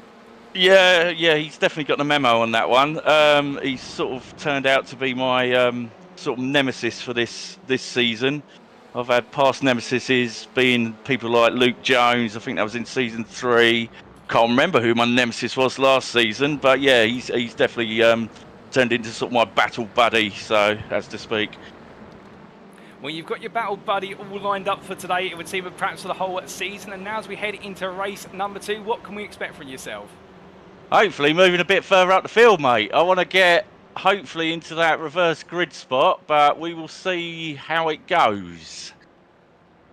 Well, we do look forward to seeing that from yourself, Mike, but with, not Mike, Mark, I should say, but with that, we'll leave you to it for now, and we'll see you on the grid in race number 2. Thank you, Paul. So hearing there quickly from none other than NXTGEN with Sam Casey's at Mark Sykes. As we do look back to his race start there, a bit of a dramatic start, particularly on the second half of the open lap, but talking there about enjoying the battling with his rivals. And in particular, here's a rival of who we saw of was Jay Clay, and also some other rivals on circuit as we do start to see Clay closing up here, and that's where it all started, the battling between them. And well, the best of luck for him in our second race of the day. Well, ladies and gentlemen, we are now going to take a brief breather, but we'll be back in approximately 4 to 5 minutes time for the build up to race number 2. Don't go in there, you won't want to miss it. And in the meantime, whilst you're waiting, do check out this brief advert from our title sponsor for this series, and that is IMB Racewear. We'll be back very shortly.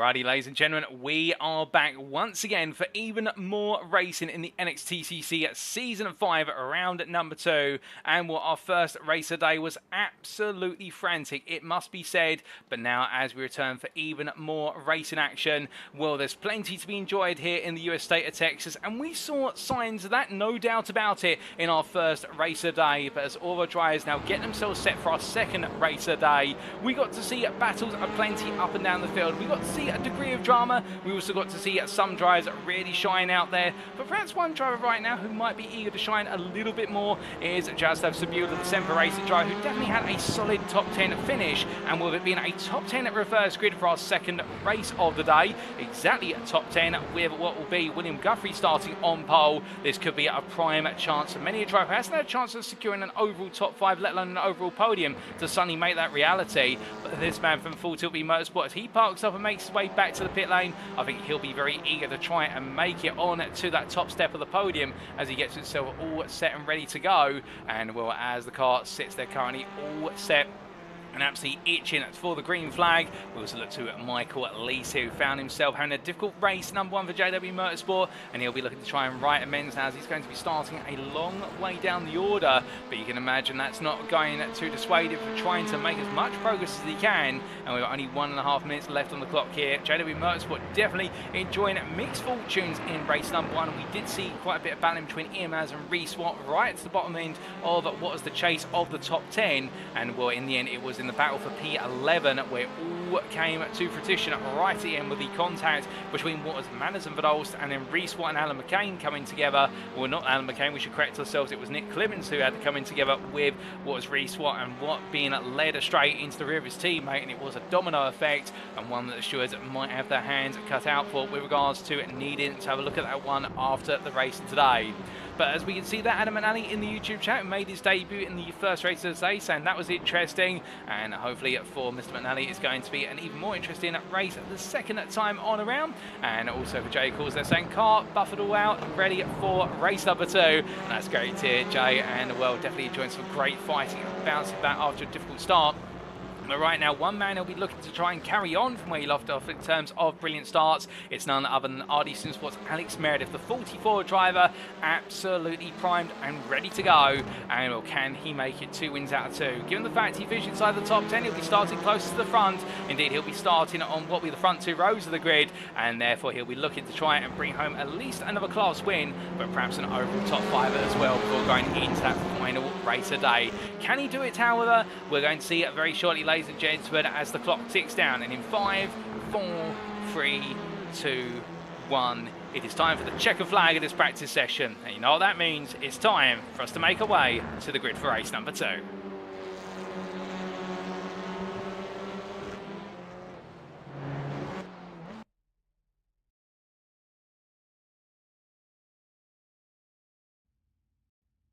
So as all of our drivers make the way onto the grid, this is how they'll line up for our second race of the day. It is William Guthrie who takes reverse grid pole position for Full Tilt Motorsport, joined on the front row by NXTGEN with Sam Casey's Lee Horn. On row number 2, Mikey Doble for Doble Sim Racing and Jaroslav Sabula for Semper Racing. And will be then followed up by row number 3's Alex Meredith, who starts on pole position for the Prime class for RD Simsport, and NXTGEN Racing Pink's Jamie Dory starts P6. On row number 4, it's Wojciech Swierdowicz for Semper Racing and NXTGEN Racing Pink's Gavin Gardner, with Daniel Martin for RD Simsport and Jose Dole for Double Sim Racing completing your top 10. And on row at number 6, it's Nick Clemens and Benjamin McCluskey, with row 7 going to Martin Shirley and Reese Watt. Wayne Douglas and Fraser Elphick are on the 8th row, with row number 9 going to John Higgins Jr. and Ben Altria. Isaac Doble and Duncan Moraes complete your top 20 on row number 10, with Paul Scott starting P21, joined in the 11th row by Ian Manners. Sam Smith and Sam Van Ols line up on the 12th row of the grid, and on row number 13, it's Rafael Zarscht and Jay Calais. But we'll have to stop there, ladies and gentlemen. It's time for our second race of the day. And here come the lights. It's going to be 1 red light, 2 red lights, 3 red lights, 4 red lights, 5 red lights. And it's lights out and away we go. It's quick fire and our drivers launch off the line up towards turn number 1. William Guthrie gets a good start as they charge away and through. And as they do, we'll look around the outside. It is Lee Horn already. Look on the inside of your picture there. It's going to be Swierdowicz trying to make moves, but Guthrie is the one who tries to get things done nice and early at defending. They all run wide. Everyone trying to go around the outside. It's a bit of pandemonium further back down the order, and as they come on through, I think there has been a bit of an instant between drivers as they all make their way on through turns 1 and 2. They have safely got up speed. It's 4 wide there in the battle between Downing, Whitford, Watson and Cheverton, but in the end it is going to be Downing who finds his way just ahead of Whitford, or will it be, as they make the way on through. And in fact, I think there the Bramley Sports Machine has taken a nasty knock to the bumper, and indeed it has. And Whitford right now with the damage on the car, as meanwhile Moore's playing out behind, and that's going sideways. None other than George Watson in the Audi RS3 catches the car just in time. This is battling outside the top 30, but everyone getting their gloves off there. And meanwhile, all the way at the front of the field, this is Lee Horn in a side-by-side, almost 3 wide there, with Mikey Doble and Jamie Dory in the battle for P2. William Guthrie's being allowed to run away a little bit here, as Lee Horn right now tries to hold on. Gone around the outside there of Doble, and well, can Gardner get it done? In fact, that's not Gavin Gardner, that's Jamie Dory, we should correct ourselves. And the next gen pink driver going battling here, both of them 2-time champions of the NXTCC. So right now you're seeing the 2 finest drivers on the grid fighting for what is P3. And right now Dory trying to make the Audi stick the position, but he can't quite find it, has to back off as they make the way in towards turn number 16, and up towards 17 they go. But as they do, it's going to calm down between them now as they go towards the end of lap number 1 and make the way into lap number 2. So after 1 lap of racing, it's William Guthrie who leads ahead of Horn, followed by Mikey Doble, then Dory, then Swierdorich, then Sabula, Gardner, then it is going to be your prime leader of Meredith P8, ahead of Daniel Martin and Joseph Doble to complete the top 10. Wayne Douglas is P11 best of the rest currently, but here comes Meredith looking for the move on Gardner. Can he find it as they make the way up the hill? Gardner goes defensive here, knowing what's coming, and he decides he's not going to let it come at all as they make the way down through 1 into 2. He's going to keep Meredith there for as long as possible, but meanwhile Lee Horn under relentless pressure from Mikey Doble, who I think in the end he's not saying if it's going to happen, it's when it's going to happen. And Mikey Doble takes the position there, moves up into P2. I think Lee thinking about the bigger picture and looking to hold on to an overall top 10 position to give himself a huge set of points here, rather than fighting for a position that may go away from him in the end. As it's put him out of sorts versus Jamie Dory, who'll be now looking to stay right on him as they make the way down towards turn at number 11. Well, no way through there. Meanwhile, and Daniel Martin trying to find a way into the mix. He can't find it either, and instead having to back off. But I believe there has been a bit of an instant while the drives a bit further on down, as I've led to believe. And meanwhile, Wayne Douglas getting his elbows out there. That's versus Joseph Doble as they make the way through 12 into 13. And in the end, it's going to be Joseph Doble holds on, but it's a nasty knock to the side panel of both cars. And well, these cars can take a few bumps and scrapes, but not too many at the end of the day. And right now, I think Wayne Douglas might be feeling as though, in terms of trying to make his way through, he's going to have to be a bit more inventive with that one as they make the way through 14 and 15. But through the long right hand they go, and up towards turn at number 16 here. And as they do, will mean, well, from them, Swierdorich has found his way up ahead of Jamie Dory. He's made the move happen and count, and it's going to be up the inside there. But Jazz have Sabula as well. Semper Racing are on a charge. Both of their drives making the way into the top 5 as they go into lap number 3. And as they do so, it's Sabula versus Dory as they head up towards turn number 1. It's going to be Sabula on the inside, Dory on the outside there. The number 13 drive trying to make the number of bad luck work in his favour. Will he be lucky today in this battle? On the brakes they go. Lost on the inside, Audi on the outside, and it's Sabula in the end who does keep a nose ahead, but Dory has earned the right to the inside of the next corner, so it's still too wide as they make their way through. Dory's ahead now, but remember it switches back to left next for the run of the S's Secret. Sabula's on the inside, one of them's got to back out, and it will be Dory who backs out in the end, which has Sabula getting the move done. As we ride on board and look back from the rear of the number 81 car coming on down through turn number 7 in towards 8-9. You see Dory and Gardner nose to tail. The next generation pink drives leading ahead of a pair of Audi Simsport machines, and then in towards the corner they go. Gardner here having to go defensive and well trying to cover off there what is the moves of Daniel Martin, and as they make the way up towards turn at number 12, it is getting very hectic there, and Daniel Martin up the inside goes all in on the brakes here, trying to force a way through for Audi Simsport, and he's going to get alongside, but will he be able to clear Gardner into 13? No, he can't, and they're still side by side as they come on through. Brilliant racing between these two as they make the way through the left, and up towards 14 they go, and Martin is still there. He's not giving up, as meanwhile Pandemonium further behind is 4-5 wide as they make the way on through, and that is contact between Daniel Downing and Wayne Douglas. We'll have to take a look back at what exactly triggered that off very shortly, but that's going to separate the field as it looks as though there we've got a wounded car of Martin Shirley that's trying to stay together. As the Audi Simsport Honda is into P13, it's made progress here, but what does it cost the car? Meanwhile, Fraser Elphick up the inside of Wayne Douglas, flashing his lights. Also, they're making the moves on what is, I do believe, Ben Altria, and Elphick right now absolutely hustling and flying here. And in fact, Fraser Elphick really gaining places quite rapidly as they make the way up towards turn number 1. But as they do, meanwhile, Joseph Doble on the inside of Alex Meredith into turn number 1. And as they come through the left-hander, well, that's the switch for the position there, and NXTGEN not going to complain that one too much for the simple reason it's just another overall position. It's not class position, and therefore I think he'll be feeling safe. But meanwhile, from them, we do need to take a look back at what exactly happened only moments ago between Daniel Downing and Wayne Douglas and company come the end of lap number 3.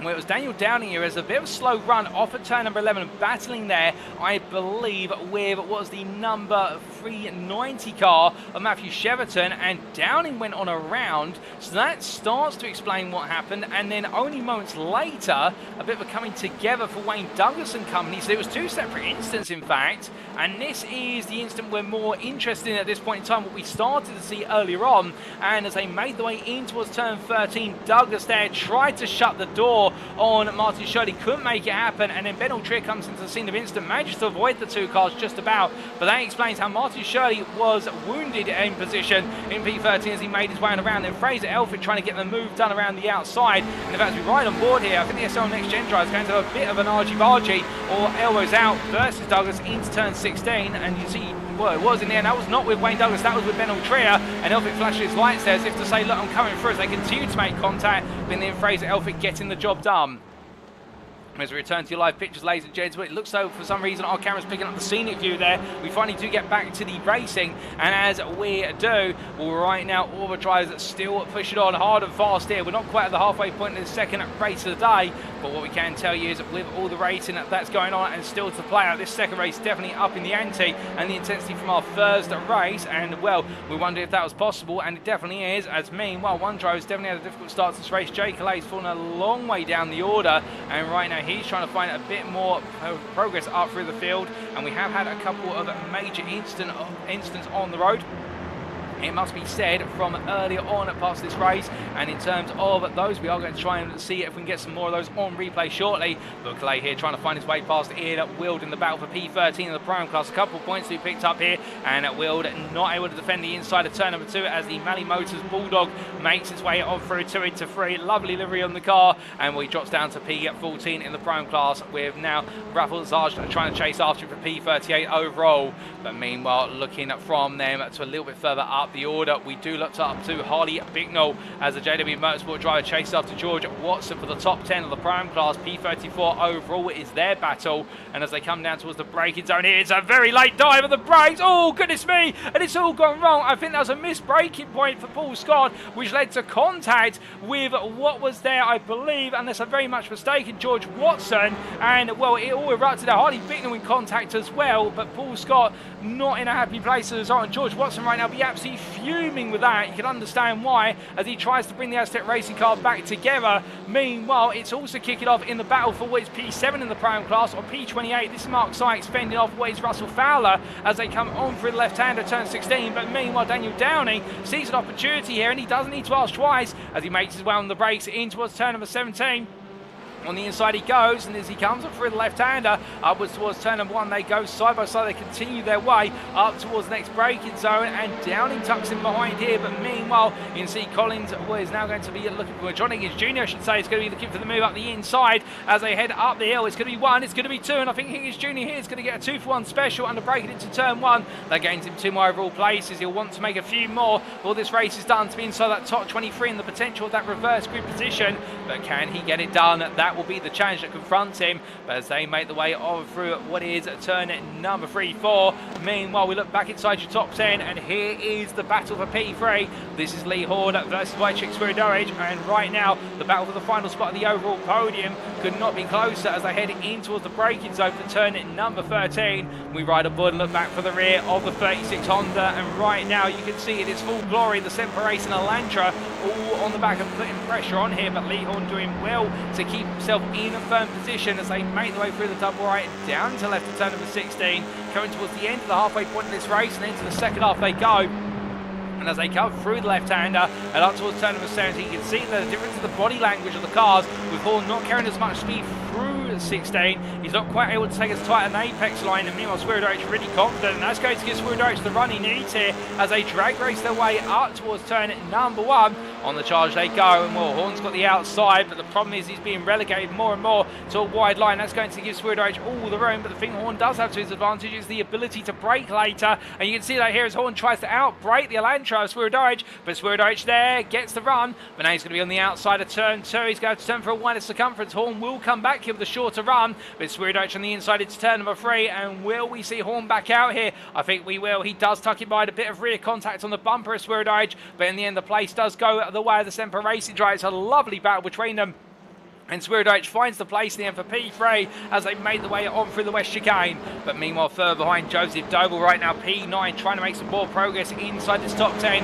Cameron Garner hits his next target as they make the way in towards turn number 11. Onto the brakes they go. Garner defending here, and Garner really having to position that car to get the elbows out. Keep in mind, he is running podium success ballast from race number 1, so Gardner right now really having to try and act as a bit of a dam here to try and prevent all the places from leaking on through. And well, he's not been able to hold them all back so far, but right now I think he is trying to settle Joseph Doble and Alex Meredith behind him as they come in towards turn number 13. But as they exit out at this point, Joseph Doble is still eager to make some more progress before this race comes to a close. And from here, meanwhile, we do look back to Ben Altria as the Full Tilt B Motorsport driver chases after Duncan Rise for the runner-up spot in the Prime class here. And these two right now, not too much time between them, only 4 attempts, and enjoying a great little battle for the runner-up spot on the Prime podium. They do have Adam Delmont and Fraser Elphick closed up behind, but I think the pro drivers will be just eager to get past and make the way away as Altria there having a poor run through 16. Doesn't quite seem to have the pace of some of his rivals, and that does lead to a bit of a concertina there, and Delmont just missing the contact as a result. Altria goes deep, and I think this is going to give Delmont all the space and time he needs in order to get himself on the inside and make it very clear that they're going to be swapping overall position in the run out of turn and 1. I think Altria won't mind this too much in the confidence that Delmont will pull him up to Moraes when we do also see Elphick make the way through. Of course, the 2 SRL with next gen drivers here will want to try and make the progress. You see Altria leaves the door nice and wide open. Elphick comes on through behind Delmont, and now the shoe will be on the other foot here, where it will be Duncan Rise who have to deal and manage with the 2 SRL next gen pro drivers trying to cut their way through sooner rather than later. But from them, we look back to Michael Lees versus Luciano Vidford as the Brahma Esports driver here does have that pressure from the 55 JW Motorsport Elantra, albeit right now Lees out of position there as he comes on through the combination of corners. And meanwhile, I'm hearing in my ear, ladies and gents, we may have a premature retirement for Wayne Douglas. There seems to be an issue with the car as he is falling all the way down the order. I think he may have a connectivity issue, and if so, that's very unfortunate, but that will benefit a few drives further on down the order, particularly outside the top 25 will gain a place as a result. But we'll get you an update on that as soon as we possibly can. But meanwhile, Lees is still trying to find a bit more time. As from then we look to Daniel Downing up the inside there of Mark Sykes, gaining P6 in the Prime class. And Daniel Downing making that move that looked like clockwork. And here's exactly how it was made. As they made the way out of turn number 10 in towards 11, we briefly lose Downing there. We do get him back up the inside he went. Mark Sykes then not really able to respond. And that's how Daniel Downing moved up another place. As we return to your live racing pictures, folks, we do now look from them to what is a little bit further up the order, and in particular, in fact, we look back to Luciano Vidford here, and oh goodness me, a bit of contact there between Vidford and Lees. Lees coming in a lot later on the brakes than the Brahma Esports driver, and well, Vidford being made to go deep as they make their way onto another lap, and as they head up towards turn number 1, it's not a glitch for you, Cool Sharp Racing. I do believe that Vidford is missing the front bumper at the moment, and therefore will be suffering on the straights dramatically, and with regards to run of about 2 to 3 miles an hour at the most on the start for this straight. And as they come down through turn 1 into 2, I do believe that front bumper was lost in an instant on what was lap number 1 of this race. We haven't quite had the replay to demonstrate it, but the number 60 driver definitely missing that bumper, but still carrying on here with only a quarter of this race remaining. And Lee's still trying to find his way through, but not able to do so successfully so far. Meanwhile, from them, we do look back into the top 10 here, and this is the battle for P5. And it's Sabula versus Dory as the Semper Racing driver here really trying to plug the run of the cars behind, and Dory all over the back of the number 81 driver. Previously it was the Semper Racing machine that found its way past Dory and did so in rather emphatic fashion, but now it does seem as though the tables have been turned and the momentum is going away from the Polishman as this race starts to head into its closing stages, albeit we do have Lee Horn only 1.1 seconds up the road, and if they can get close to Lee Horn, then they may have an opportunity to bring him into the mix, and we're going to have an absolutely incredible fight of 5 or so cars for what will be the first spot outside of the podium places overall, and we'd love to see that, of course, but at the same time, Semper Racing would love to see their man in the 81 finish inside the top 5 as they make their way onto lap number 10. as they charge away across the timeline and uphill towards the opening corner once more. From them, we do look back to Jay Calais, who are chasing after another spot here, looking for P8 of the Pro-Am class, and number 89 at driver here, sizing up Jonathan Collins now with what is Scott Malcolm just behind them as they come on through turn number 16 into 17, and Calais not quite close enough to try and make the move at this time round. I think he'll feel as though he is starting to make inroads here. He's just got to find the right time to pounce, and speaking of the right time to pounce, this is Michael Lees looking around the outside of Luciano Vitford, and this time I think he might be able to get it done in the run down towards turn number 2. He's gone all the way round to the inside of 2. Vitford's going to be on the inside for 3, but can the Brabham Esports driver hold the line there? He's going to force the issue. Lees is going to stay there with him. Who out of the two is going to back out? And it will be Vitford in the end who backs out, and Lees finally gets it done on the 3rd time of trying, and it's a nice move. And now Matthew Addy will be right behind this, seeing if he can get into the mix as we ride on board with the next gen with Sam Casey's driver as they all understeer their way out of turn number 10. All 3 drivers going wide. Lees they count as much speed as possible, goes defensive versus Vitford.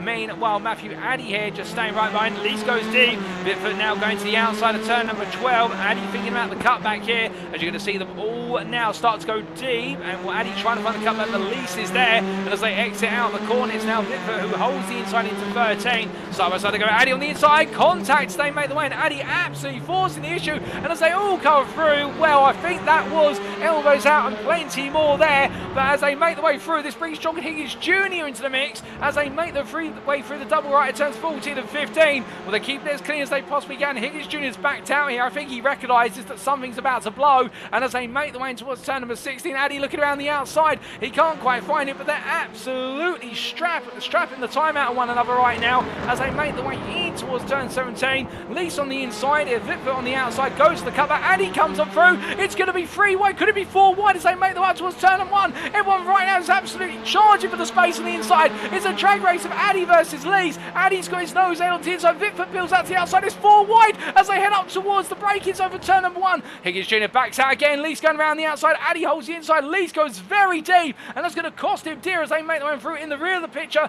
Also, we do have Van versus Reese Watt as they come on down. Watt gets the place on what is Van for P25, but as they make their way through, remember all these guys right now battling essentially for the final spots of that potential reverse grid of what is P21 through to P23, and there's contact there, and Lees loses his front bumper in a similar exchange to what was Vitford earlier on, and as a result now both drivers fighting on here, but it's really getting scrappy between the two of them. I think these two, they've forgotten about the fact that Addy and Higgins Jr. have made the way on through, and now are just simply fighting for what is that last spot on that potential reverse grid.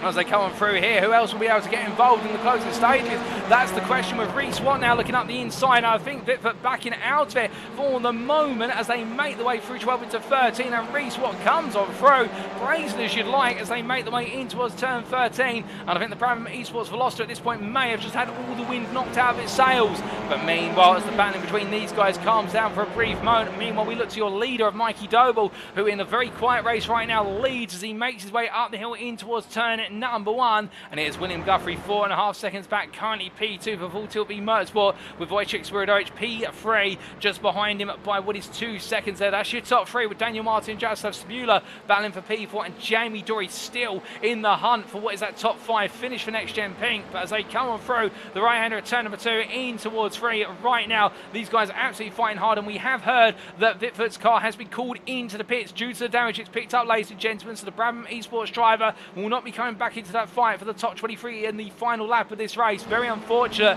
and I think he might be fuming a little bit with the way that's played out, and hopefully he can have a better race number 3. He's going to do it from towards the back of the grid effectively now, but meanwhile as our drivers here make the way into the last half of this lap and coming to the close of what is race number 2. Right now Dory pushed hard versus Sabula. Can he find a way of through? I don't think he can, as right now he's being made to wait at every corner here. Sabula knows exactly where to park the car versus the Next Gen Pink Audi, and as they make the way into the break-ins, you see Lee Horn there, he's thinking about it. It is the Next Gen with Sam Casey's driver, but he's just not close enough to be able to go for the move in the number 36. But meanwhile, we have to look from them to this man, ladies and gentlemen, for as he makes his way on through the final corners. Well, after taking the lead, he hasn't looked back, and it has been a dominant drive here to come on through to take the checker flag in race number 2. It is Mikey Doble who picks up another win, his first win of the day here at the Circuit of the Americas, and he wins by 5.4 seconds over William Guthrie for Full Tilt Motorsport, who takes his first podium of his NXTCC career. Wojciech Swierdowicz P3 ahead of Daniel Martin, with Jaroslav Sabula, Jamie Dory,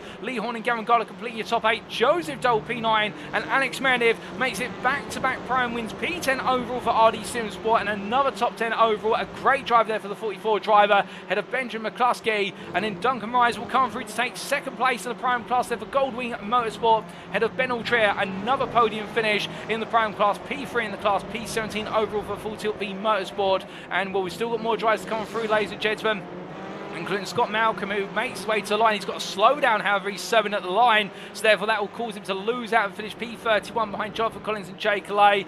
It's Harley Bicknell P32 ahead of Luke Jones P33, and then it is Rafael Zarch who finishes at P34 ahead of James Smasisgal. As Smasisgal heads to the timeline here, and we still have a few more drives to make the way to the line, including Adam Nally, also Matthew Cheverton, and then it will be Paul Scott in a race that hasn't gone his way today, who will then come for ahead of Ian Wood for Malley Motors.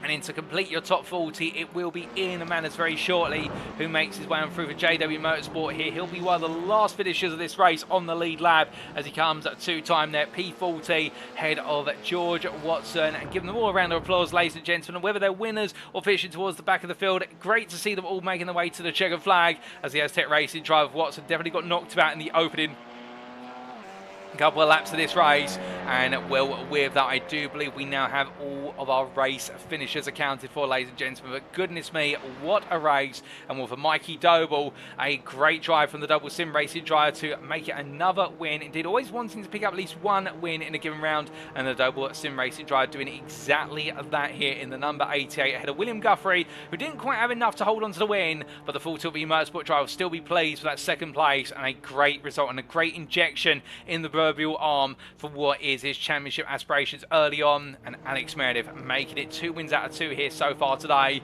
and can he make it a 3rd win on the bounce? Well, he'll be looking to the reverse grid and see how that plays out for him, but still time will only tell whether he can pick up a perfect score of wins and that perfect hat trick.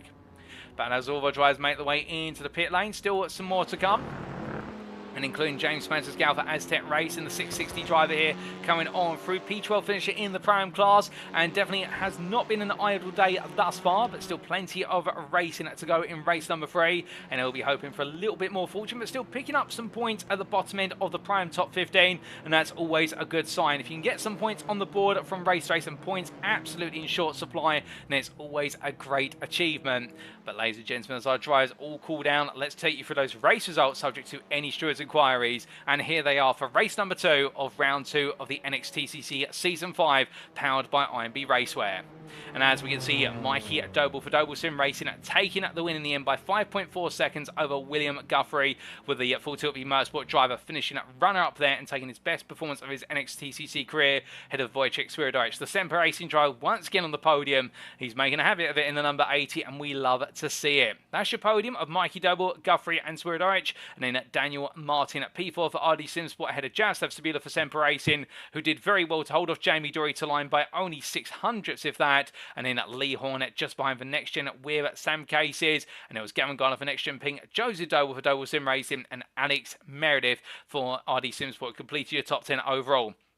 A special mention to Alex Meredith, your Pro-Am winner. Back-to-back prime wins so far here at the Circuit of the Americas today. Can he make it 3 in a row in race number 3? We'll wait to see. And then Benjamin McCluskey, P11 at best of the rest there for NextGen Racing Ping.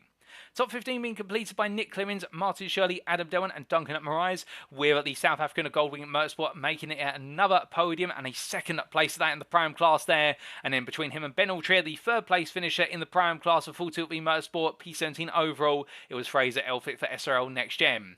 And behind was the Pro-Am podium of Alex Meredith, Duncan Morais and Ben Altrier. We had Isaac Doublefish, P4 in the class, P18 overall for Doble Sim Racing, and he won't be too upset about the fact he's just missed out on the Pro-Am podium, a P4 in the class will be some huge points there, despite the success balancing the car and completing the top 20 overall. Paul Zanatachi for Affinity and Sam Smith there for iRace Esports.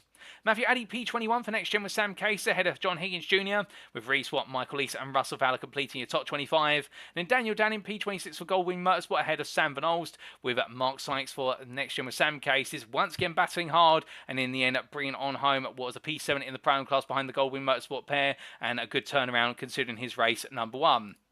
And top 30 was completed by Jonathan Collins and Jay Calais, with Harley Bicknell P31 there for JW Motorsport and picking up a good set of points in what was a P10 finish in the Pro-Am class, ahead of Scott Malcolm and then Luke Jones, Raphael Zarch and James Spazisgal completing your top 35. And behind the Aztec Racing drivers, Adam Manali for Excite Racing, followed up by Matthew Sheraton, Paul Scott, and then to complete the top 40, Ian Wild and Ian Manners. And I do believe that with that result, P39, ladies and gentlemen, Ian Wild in Malley Motors picks up his first ever NXTCC Pro-Am Championship points. Congratulations to the 48 driver in the Bulldogs machine.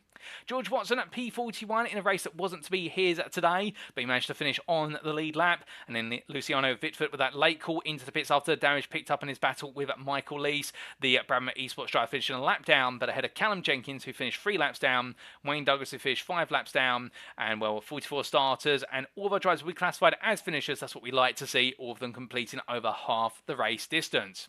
Now, we do have one more race to come, of course, ladies and gentlemen, and that is going to be none other than race number 3. Another 12 laps of racing coming up in approximately 10 to 15 minutes time. But, of course, here's the thing that you've all been waiting for, and this is at the tasty end of the racing today, and that is going to be the reverse grid draw once again. But this time it is for P13 through to P23. We're back in the commentary booth. We've got the Next Gen Racer Lottery Bowl. You know what time it is, ladies and gentlemen. 2 balls to be drawn at this time with 2 shuffles as well, and let's get to it. And our first ball's already been drawn there, and as it comes on out, it is the number 10 again. So the number 10 strikes twice today, and well, it's going to be quite a large reverse grid as a minimum. And what's the other number going to be? Let's close our eyes, shuffle and find out. And it is going to be a reverse grid. Well, it's going to be a top 16 reverse grid in the end, with what is the 10 and the 6 being drawn, and that means it is going to be on pole position for our final race today, none other than Fraser Elphick, who will be happy that he's battled his way through to what will be a pole position start for the final race. But question is, will it be Fraser who brings it on home on what is the top step of the podium overall, or could it be one of the other drivers? We will find out in approximately 10 to 15 minutes time, ladies and gentlemen, but we'll be back in approximately 5 minutes time for the build up to race number 3. Don't go anywhere, you won't want to miss it. We'll see you shortly after these brief words from our sponsor, IMB Racewear.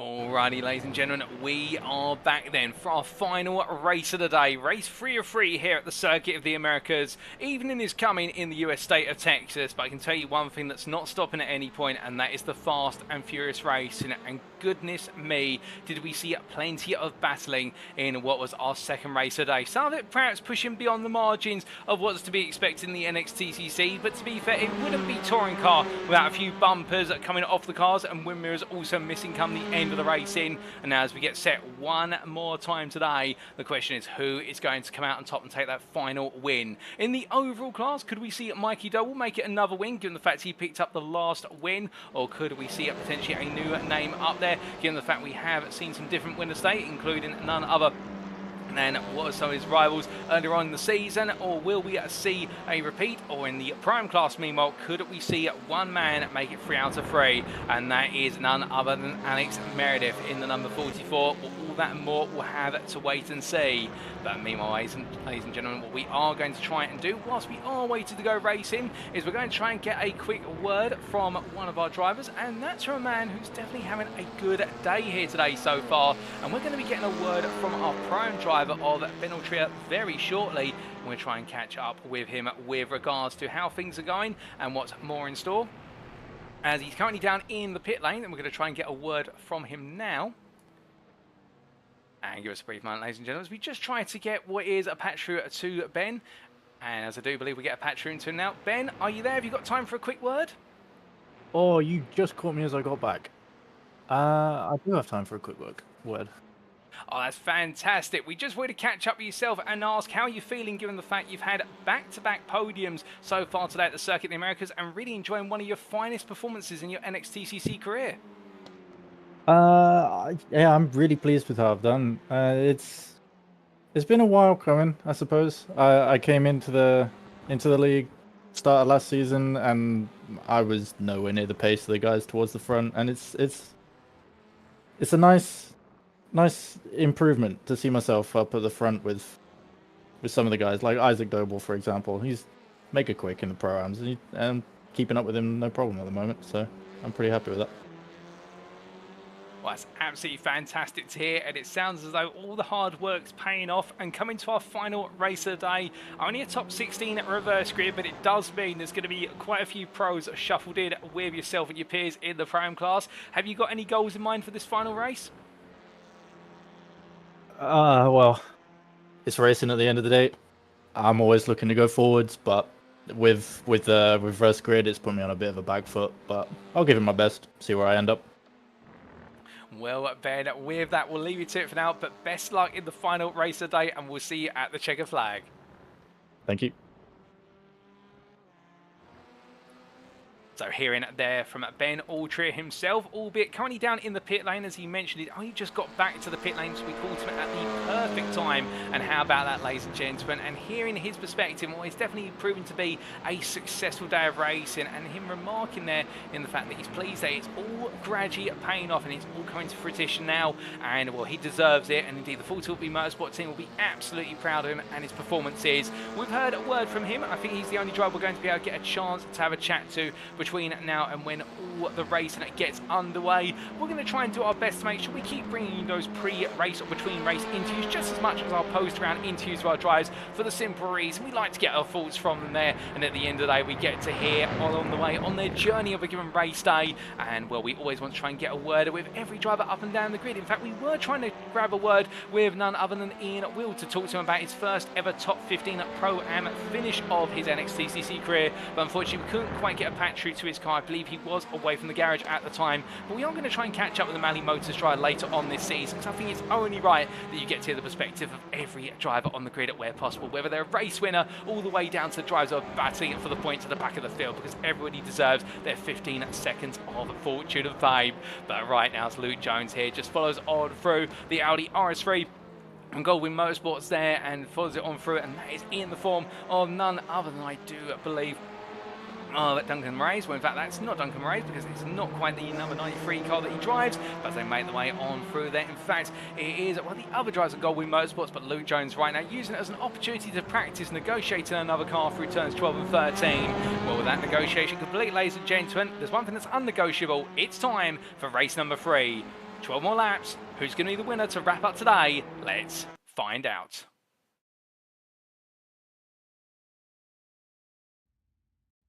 So as our drivers make the way to the grid, this is how they'll line up for the final race of the day. It is Fraser Elphick who takes reverse grid pole for SRL NXTGEN, joined on the front row by Pro-Am pole sitter Duncan Rise for Goldwing Motorsport. Behind him on the second row of the grid is Adam Delmont and Martin Shirley, with row at number 3 going to Nick Clemens and Benjamin McCluskey. Alex Meredith and Joseph Doble lined up on the full row of the grid, with Gavin Garner and Lee Horn completing your top 10. And then it's Jamie Dory who starts P11 at best of the rest, followed up by Jaroslav Stabula P12 there for Semper Racing. On row at number 7, it's Daniel Martin and Wojciech Spiridowicz, followed up by Mikey Doble and Ben Altria. And then we have Isaac Doble and Paul Zenatachi completing your top 18, with the top 20 being rounded out by Sam Smith and Matthew Addy.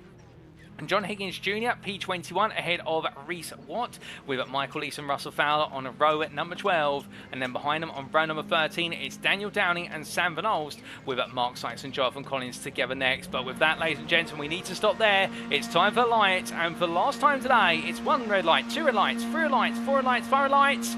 And 5 minutes out, and it's away we go for the final race of the day here at the Circuit of the Americas. And Fraser Elphick having a bit of a slow start, but look at this, and Duncan Rise is looking around the outside already as they head uphill into the braking zone. Onwards they go, and as they do, well, Fraser Elphick gets better run into the late portion of the braking zone, and it's going to be Rise who goes deep. Adam Delmont tries to follow his teammate on through here to hold on to a top 2, and as they make the way on down, will charge their way on through the corners. It looks as though SRL NXTGEN making that count immediately. Mariah's battling side by side with Nick Clemens. Clemens gets up the inside into 3. Mariah's backs off there, letting the pros go on through, and I think being sensible here, recognising there's a much bigger race on the hands rather than just holding back. But meanwhile, as the drivers make the way on through here, it looks like most drivers have safely made it way on through, although I say that there's been a bit of an incident involving George Watson there as they've gone through the S-curves for the first time of asking, and there's a lot of smoke coming up from Watson's car. I believe also Adam McNally may have been involved in that incident. And now as it's going down towards turn number 11, it's going to be pandemonium at this point as everyone now late on the brakes, and that's Harley Bicknell who's trying to keep Scott Malcolm around to the outside behind him, but Malcolm gets the move done, and Bicknell now on the outside in towards turn number 12.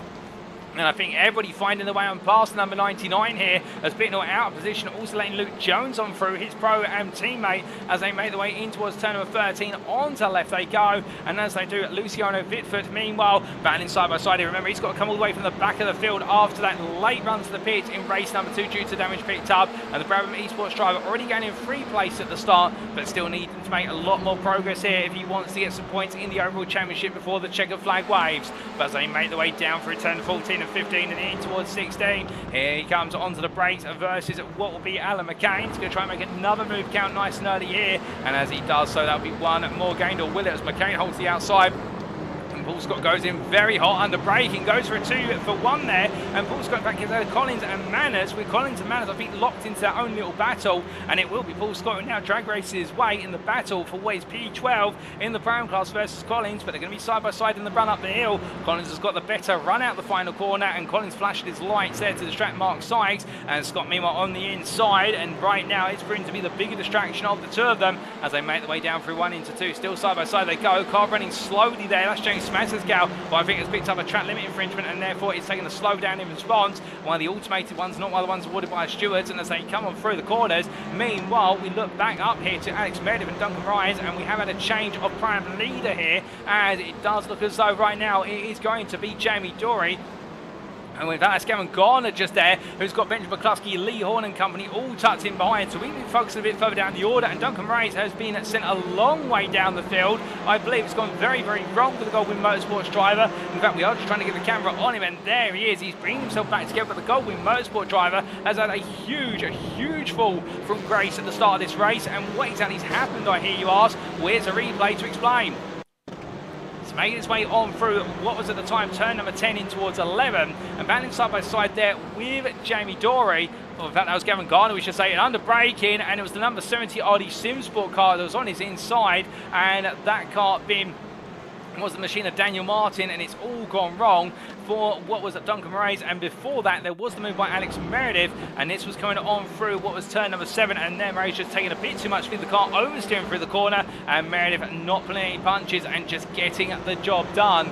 But then we carry on through here to look at what happened with the number 70 car of Daniel Martin on the brakes with a space of 3, but in the end I think misinterpreted the space that was available and right into the side of what was Duncan Moraes, and well, in the end it brings it back together as we return to your live pictures, ladies and gentlemen. But as we do, still plenty to go here. We're on lap number 3, and as the racing carries on, we have had a bit of an incident for Gabriel Yilmaz as we return to the racing. But meanwhile, Jay Calais here still fighting with Scott Malcolm for P25 overall. Malcolm on the inside, can't quite find it at the moment, and instead has to wait behind Calais. But now on these live pictures here, we do give you a quick update with regards to the leaders. Overall, it's Fraser Elphick ahead of Adam Delmont. In the Prime class, it's Alex Meredith, who P7 overall in a bit of a lonely lead in the Prime class. Right now, second place being Isaac Doble in the class. Meanwhile, this is Ben Altria, currently third place in the Prime class, chasing after Isaac Doble, just being made past by was Mikey Doble there. And I think right now the 42 Motorsport driver won't be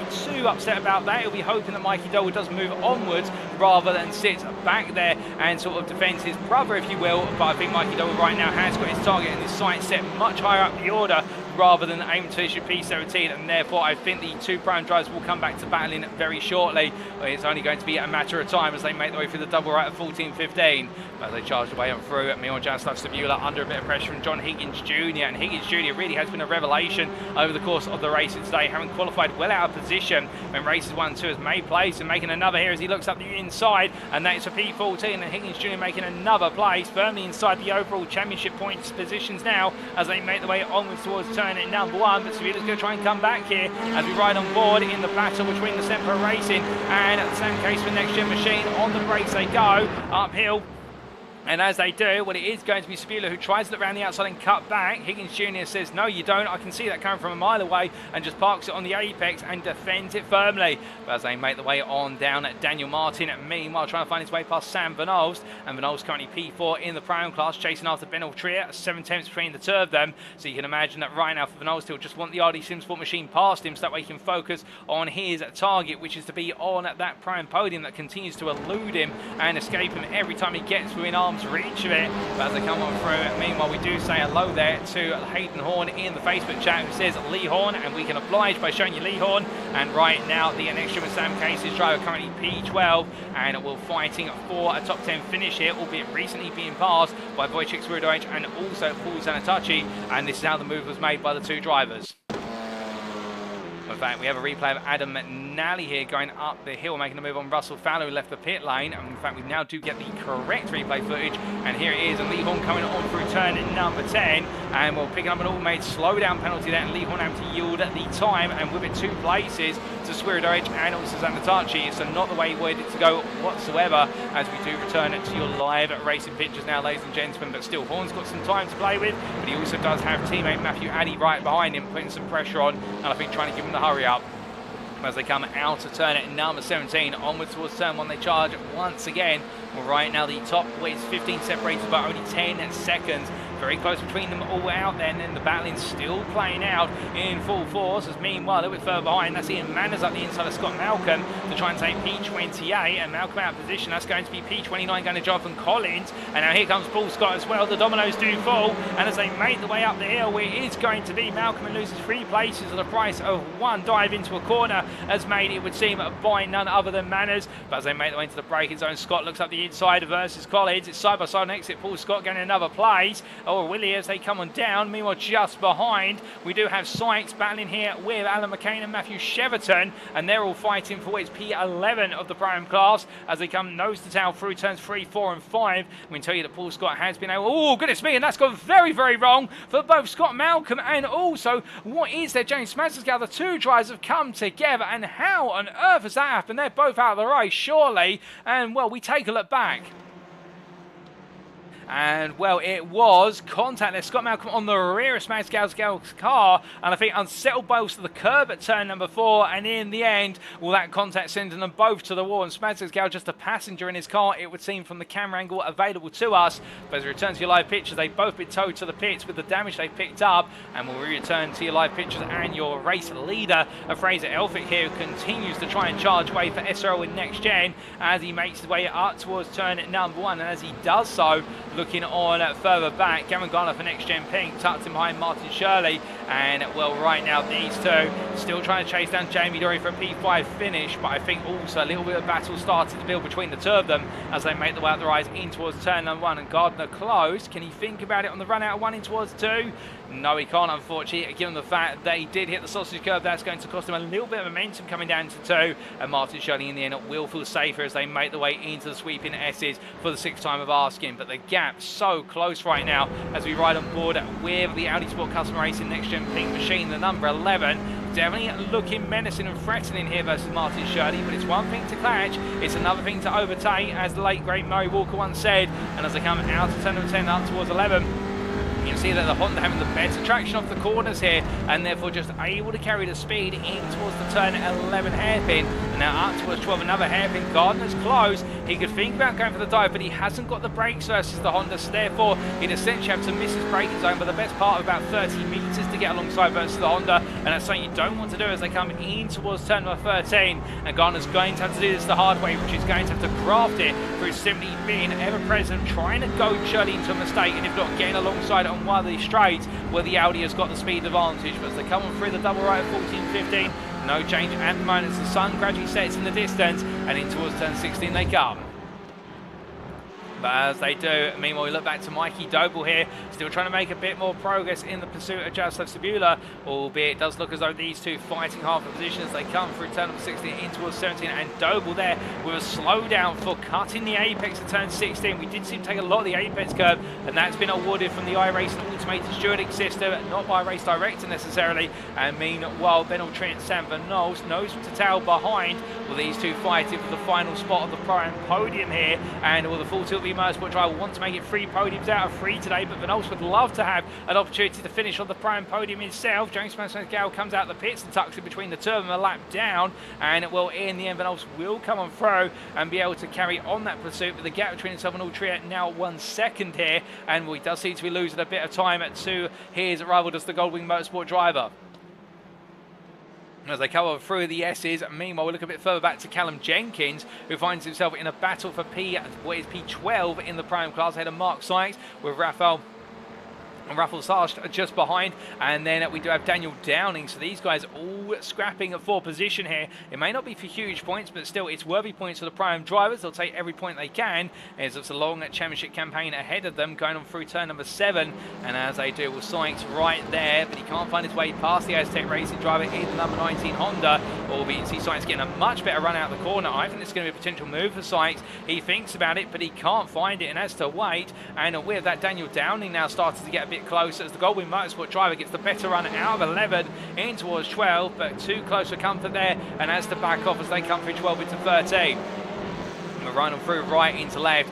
Meanwhile, we look back towards your race leader, and how's this return of momentum? Fraser Elphick has been caught up by Joseph Doble as they go into lap number 8, and the SRO NXTGEN drive battling with the Doble Sim Race. It's the battle of the Velocitas here as they make the way out towards turn number 1. It's less than a tenth between as they come into the opening braking zone, and as they make the way on through, well, Elphick takes the more natural line. Joseph Doble just simply decides to go deep and tries to cut it back, but Elphick wary of it and gets the better run off the corner. And as they make the way through 2 and into 3 here, with Joseph Doble definitely knocking hard on the door. Nick Clemens is also closing, 1.3 seconds away, and closing very fast indeed is Nick Clemens.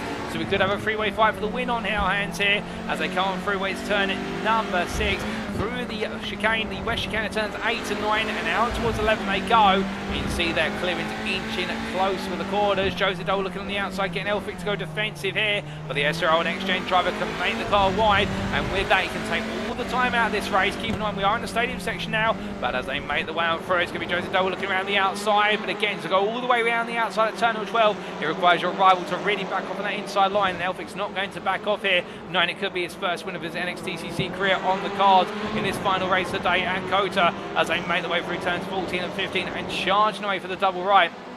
And that pressure has built to a boiling point here as Clemens looks on at 1.2 seconds behind. He wants to be part of this fight, and Elphick will be hoping that he can force Joseph Doble back to the field that is starting to approach. Adam Delmont, Jamie Dory, Martin Shuddy and Cameron Gardner all there. This top 7 right now separated by only 3.5 seconds, and it only takes a bit of battling from the top 2 to bring them all together for what could be a highly dramatic final race of the day here in Texas as they make the way onwards towards turn number 1. Onto lap number 9 they go. 4 laps remaining here. And as they head up the hill in towards the braking zone, with Joseph Doble right now in the tow. Can't quite find it. Elphick goes defensive once again. And on to the brakes they both go here through the left-hander. Joseph Doble goes to the cutback this time. Can't quite find it. Meanwhile, Gavin Gardner does make the move count on Martin Shuddy. Or does he? No, he goes deep into the corner and Martin Shuddy gets it back in the battle for P6. But Elphick here is going to have Joseph Doble on his inside. Side by side they go to the S's. There's contact between the two, but Joseph Doble, that's incredibly brave, and he makes it land as they make the way through turn 6 into 7, but goodness me, Joseph Doble there. I think if he'd been any later on that move, even by a millimetre, it would have been disaster for the two of them, but sometimes you've got to be brave, and Joseph Doble right now, well, whatever he's had for breakfast this morning, included some bravery pills, because that was an incredible move for the lead of this race, and we take a look back at how it was made. So riding on board here with Joseph Doble and looking immediately inside. In fact, it's better to look on the nose here, and as we can see, just squeezing his way around the outside. And to show you that from Fraser Elphick's perspective here, riding on board with Elphick, so you'll see Joseph Doble's going to suddenly appear on the left and just squeezing into the apex there of what was turn number 5. Well, they came through 6 into 7, and with the SRL NXTGEN driver, he put up a brilliant fight, there's no doubt about it, but Joseph Doble just wanting it that little bit more, albeit it's not over yet, and we should point that out, but right now the double sim racing driver is absolutely trying to tear away here as they make the way up towards turn number 1 with 3 laps remaining, and Nick Clemens now is on the pursuit of a second place finish. He's currently 3rd in the iRacing esports driver, will be pleased with that, but he wants more. You can understand why. You can never fill the appetite of a racing driver as they make the way in towards turn number 1, and as they do, further behind Benjamin McCluskey, it's behind Wojciech Swierdowicz as they come into the braking zone and rolling the way through the left-hander. We go from a beautiful livery of the Next Gen Racing pink driver to the handsome man in the YouTube chat known as Handsome Stu. And we saw you earlier, Stu, but we didn't quite get a chance to say hello to you, but I hope you're doing well and you enjoyed that move there from Joseph Doble on at Fraser Elphick. Indeed, I think many did, and it's great to see you tuning in as we do look at McCluskey here, battling with Swierdowicz, but right now not able to find a way to get under the skin of the number 80 Elantra as they charge away through the left-hander turn number 10 and onwards towards 11 and 12. And coming on through, we look back to John Higgins Jr., who still finds himself behind Lee Horn as they make their way onto the brakes. And as they do, they also do have Zanatachi just in front in P11 there. The Veloster driver leading in the Veloster sandwich, which has a filling of a Honda Civic Type R. And, well, for what is there, Lee Horn, I think he's finding himself more and more looking at his rear view mirrors as Higgins Jr. getting ever more eager to try and make this move happen. Albeit time running out now with a tyre life as well may become a big question and a big factor in this as they come in towards turns 14 and 15, but through the double right they go, and as they do, meanwhile we look back to Luke Jones, who finds himself battling for P27 versus Sam Smith, who goes around the outside to inside from 12 to 13. I think that will be a move successfully made by Smith. Jones goes very wide out the corner. Alan McCain looks to try and go around the outside in turn at 14-15. No, in fact, he goes for the cutback here, but Jones simply keeps the guy on the inside and says, no you don't, I'm holding the position. And this is a prime P7 between them, so you can understand why Jones more focused on holding off McCain rather than chasing down Smith, given that Smith is a pro driver by comparison. And as they head up towards turn number 17, well, it's going to be a move here from McCain. No, it's not, in fact, and McCain decides, no, there's a better place to do it, and it will be on the start for this straight if he can get the better run off the corner as we ride aboard and look back for the rear of Jones's car in the 222, and it will be chased there, but McCain having not as good a run out the corner as perhaps he would have liked, and in fact that gap is going to go the way of Jones as they make the way up towards the braking zone. But as they make the way for it, it's going to be Jones up the inside of Smith in return there, and well, now Smith looking a bit compromised, and as a result, as they come down the hill, well, it is going to be Jones who still falls back from them. Matthew Sheraton and Paul Scott here exchange places. It's going to be Paul Scott on the inside of Sheraton through turn 2 and gets clear before they get to turn number 3, and that's in the battle for P9 in the Prime class, but still it's all kicking off everyone's circuit right now, ladies and gentlemen, including Matthew Addy up the inside here of Isaac Doble, Daniel Martin coming on through as well. And the RD Simsport driver's way to make his way through, and from one RD Simsport driver making progress to another. This is Martin Shirley versus Jamie Dory. They're fighting for P5, in fact with Gavin Garner I should say, they're fighting for P6. Let's get that corrected. But in the overall classification, as they come on through the double right 14-15, Shirley having to defend versus Garner, who's the attacker here, as they make the way out of 16 in towards 17 and on to that final lap very shortly. But as they come on to the final lap, meanwhile here is your leader Joseph Doble. He's 9/10 clear of Fraser Elphick, and Fraser Elphick meanwhile in second place right now, trying to hold on for his best performance of the season. And the SRL Next Gen driver does have Clivins, Delmont and Dory all within a second of him, but behind them Gavin Gardner fighting hard with what is there Martin Shirley in towards turn number 1, swings it from the outside, but he can't quite make the move stick as he tries to go around the outside, tries to cut it back, he throws everything at it, but meanwhile Martin Shirley here just simply keeps that Honda firmly in position. But Gardner takes a look at the inside of turn number 3, can't find a way on in, and having to wait once again here, being thwarted and frustrated, but still fair racing between the two drivers here. Great battling between them, two very different machines. You see the strengths and weaknesses of both of them playing out without Honda's got so much potency in the corners, but as soon as that Audi's in acceleration zone, it flies. And Gardner right now trying to look up the inside, but he can't quite find it, as meanwhile Alex Meredith here trying to hold on to P8 overall versus Wojciech Swierdajc and fighting off one of the rising stars in the grid. And well, it's going to be 3 wide, and this is going to get very close, and Meredith immediately opens the door back up, knowing he doesn't want to see his chance of making a hat-trick or win spoiled as he battles side by side, coming through turn 12 into 13 versus Swierdajc. McCluskey over the back of the two of them as they come through, and Meredith holds on, he gets the place back for P8. Fantastic fighting between them, but you've got to wonder whether he's pushing his luck here as they make the way through. As they come through turns 14 and 15, only a couple corners to go for them. Meanwhile, here comes Joseph Doble, and as he makes his way to the final corner, ladies and gentlemen, it's going to be Doble Sim Racers Joseph Doble who sees the checkered flag, and he comes to line to be your race winner in our final race of the day. Head of Fraser Elphick P2, Nick Clemens P3, and then behind him Adam Delmont, Jamie Doyle, Martin Shirley, Gavin Garner and Alex Meredith holds on to P8 over on the end and makes it 3 wins out of 3 here today in the prime class for RD Sims. What a brilliant drive today for Alex Meredith ahead of Wojciech Swierdajc and Benjamin McCluskey. Isaac Doble will be your runner-up in the prime class, P15 overall, and a great day as well for the Doble Sim Racing driver. And does he make it 3 out of 3 today? He does. It's his 3rd podium in a row for Ben Alltrier for Full Tilt B Motorsport in the prime class, P19 overall, and you couldn't ask for a better day for the 504 drivers. He held off Sam Van Olst to line, whose chase for a prime podium goes on for Goldwing Motorsport. It will come. We know it's got to come for the Audi RS3 driver, but it's not going to be here today ahead of a good number of drivers. And as we look further on down the order, Harley Bicknell P36 there, just taking his own checkered flag for JW Motorsport, and a P14 in the prime class there. He'll be pleased with that. That's a couple of points to his name. Another solid result there for the 99 driver. And we do have coming to line very shortly the last of our lead lap finishers. It will be in Wild, who will be finishing P39. P16 in the prime class, not quite able to land the points in this one after what was his first point scored in the previous race, but still he'll be pleased with today and know the progress is coming. And then we do have our last finisher of this race very shortly, ladies and gentlemen. He'll finish a lap down, but all the same it's great. And well, it may not have been a win today for this man, but still the SRL Next Gen driver takes his first podium overall of the season. A great second place earned, and for SRL Next Gen with Adam Delmont finishing P4 just behind. You imagine that is going to be a huge boost of points to their team's championship campaign early on in the season. But as they all gradually coming down, Alex Meredith for ID Simsport, he'll be absolutely pleased with the fact that he's made it 3 out of 3 and completely turned around what was that disastrous day at Brands Hatch where he had to fight for every point in the end. But as all the drivers make the way into the pit, Sam Van Olst as well for Goldwing Motorsport.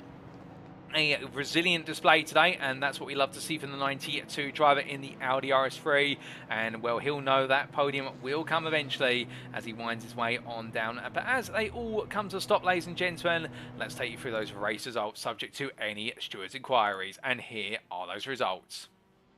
So after our final 12 laps of racing today in what was race number 3 of round 2 of season 5 of the NXTCC, powered by IMB Racewear, brought to you on the premier sim racing platform known as iRacing. Joseph Doble taking the win there for Doble Sim Racing, 1 second clear of SRL NXTGEN's Fraser Elphick, and then Nick Clemens round off the overall podium for iRace Esports.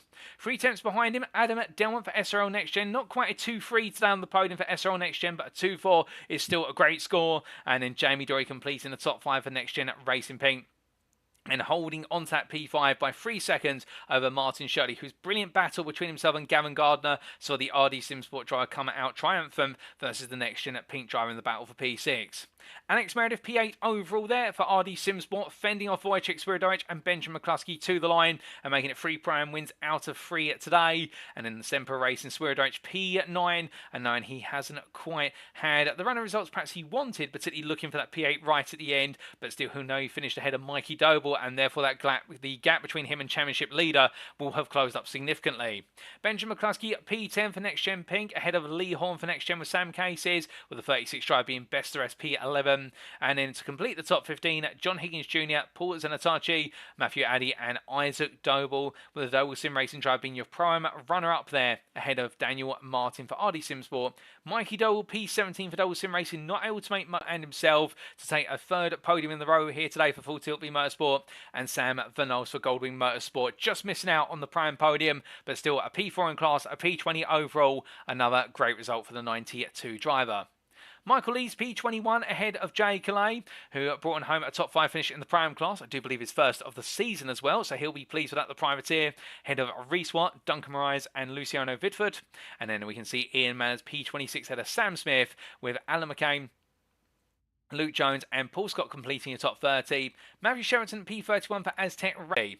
39 drives finished on the lead lap. That concluding with Ian Wild on the lead lap there for Mali Motors. And then finishing a lap down, we saw Scott Malcolm, as we mentioned only moments ago, P40 for Ignium Motorsport. Head of Aztec Racing's Gabriel Yilmaz and James Smazersgal. And we did have the 2 retirements in the end of Adam McNally and George Watson. And both drivers will be classified as non-finishers as they did not complete over half the race distance.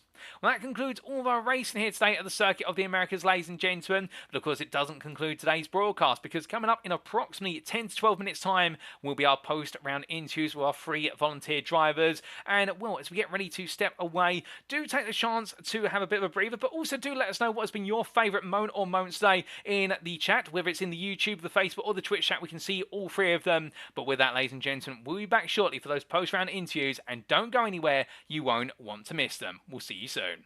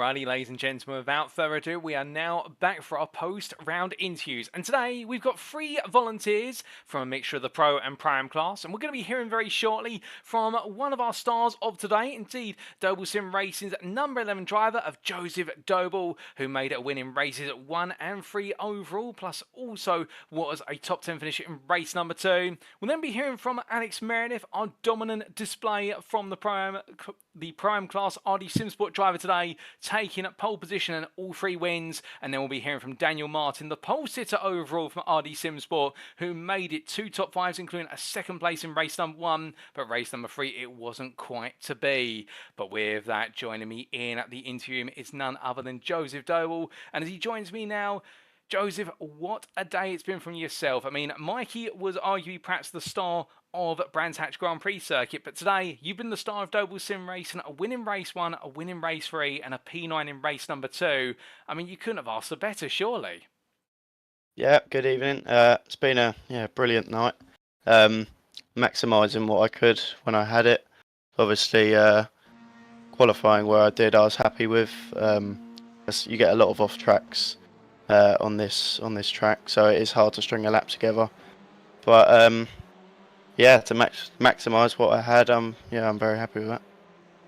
Oh, indeed. And, well, talking about qualifying and the threat of off-tracks, I mean, many drivers say that the Circuit of the Americas is one of those circuits whereby you even dip a tyre beyond the white lines and immediately the lap's invalidated. And we saw over the 15 minutes many drivers raising the bar for that pole time and time again.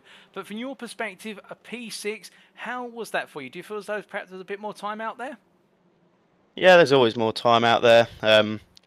I didn't really get a lap in until quite late on, really. So towards the end, I was at a point of just needing to play it safe and get a lap in, whereas maybe people that managed to get a banker in early could take more risks and run at that tiny bit wider, carry more speed. But starting from P6 with P6 weight, I knew I could go forward, and yeah, it worked out well. Oh, most definitely. And coming straight into race number 1, because I think this is perhaps one of the highlights of your season thus far, and arguably perhaps one of your finest moments of your NXTCC career. Spending the early stage of the race chasing down places and very quickly moving yourself into the battle for P3 with Gavin Gardner. I mean, that Veloster looked fast out there, but it was almost if you're on a different world compared to most.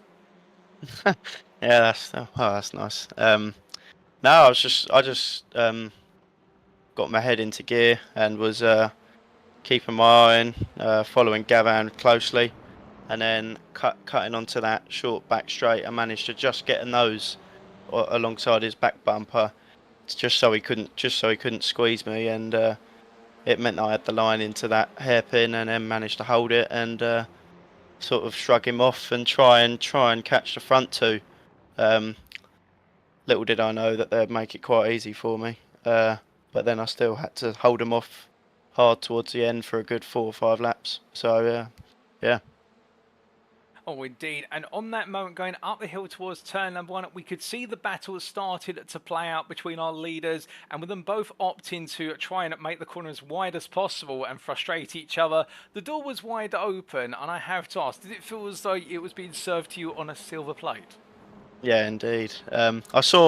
I think there was, I can't remember who it was actually, but they were, he had a nose up the inside on the first corner quite a few times. I could see him having a look, and I knew that one lap he'd go for it, and it would give me the chance, and it did, and I wouldn't say no to that any other time. So yeah.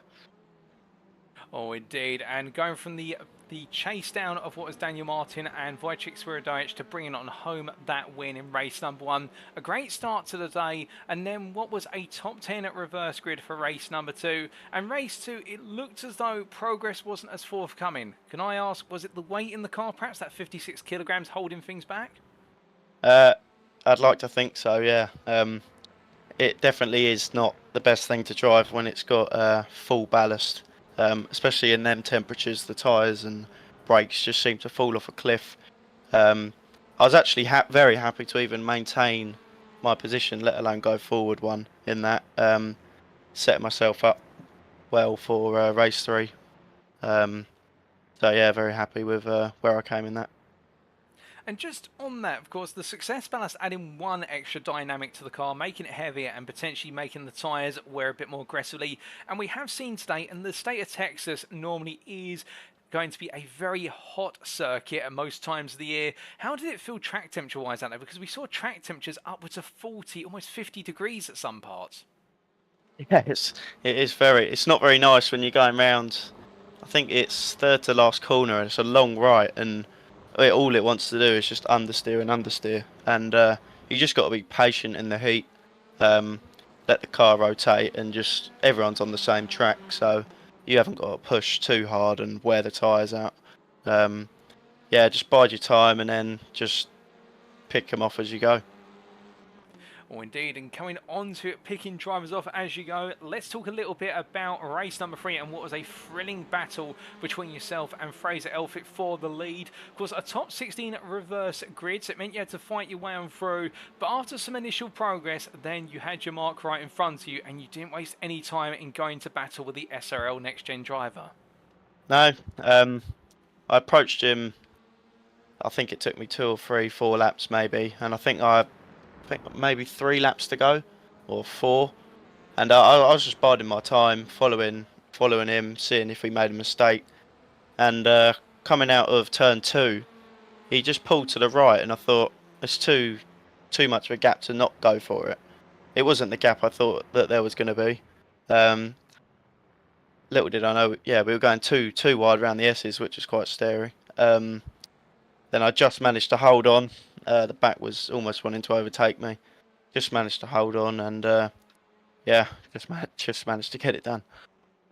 Oh, indeed, and a brilliant bit of battling. We just saw some clips of it in the replay footage that we got in the background. And then from that point onwards, it wasn't going to be just easy as running away, with the fact you had Nick Clewins close behind, and when Fraser managed to get his way back past, what was it, Nick?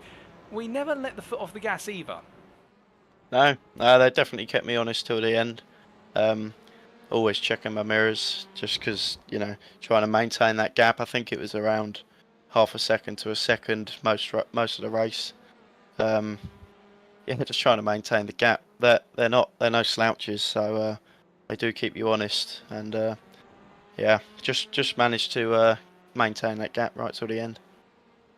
Oh, indeed. And with the 2 wins today, plus also that 9th place finish, it does mean coming out of this round provisionally, you now become our overall championship leader by 7 points over your brother Mikey. I have to ask, are you getting a bit of a deja vu at this point? Because at the end of round number 2 in last season, it was the 2 of you breaking away at the front of the field, and you looked to be the man who was on course to the championship at that point. Yeah, it's early days. I mean, it was a similar trend last year. We were swapping about 1 and 2. Hopefully I can keep the swapping to a minimal and stay ahead, but I'm sure he's got other ideas. Of course, it's the battle of the brothers, just as much as it is the 2 of you working together with brother Isaac as well to keep Doble Sim Racing at the top of the team's championship. But what lies in wait in a week's time is a visit to Brazil, and our first ever visit to the Autodromo Jose Carlos Pache, or Interlagos as it's known in short. How are you feeling for round number 3? Yeah, looking forward to it. It's going to be tough again with first place ballast, especially around there. There's a lot of slipstream, I think I remember going on. I'll just have to hold my breath for that first race and see where I end up, and then but no, I'm looking forward to it, same as always. Hopefully I can make the most of that one. Oh, indeed, and we look forward to seeing how you get on in a week's time in Brazil. But just before we do let you go, Joseph, is there anybody you'd like to give a shout out or a thank you to live on the broadcast tonight?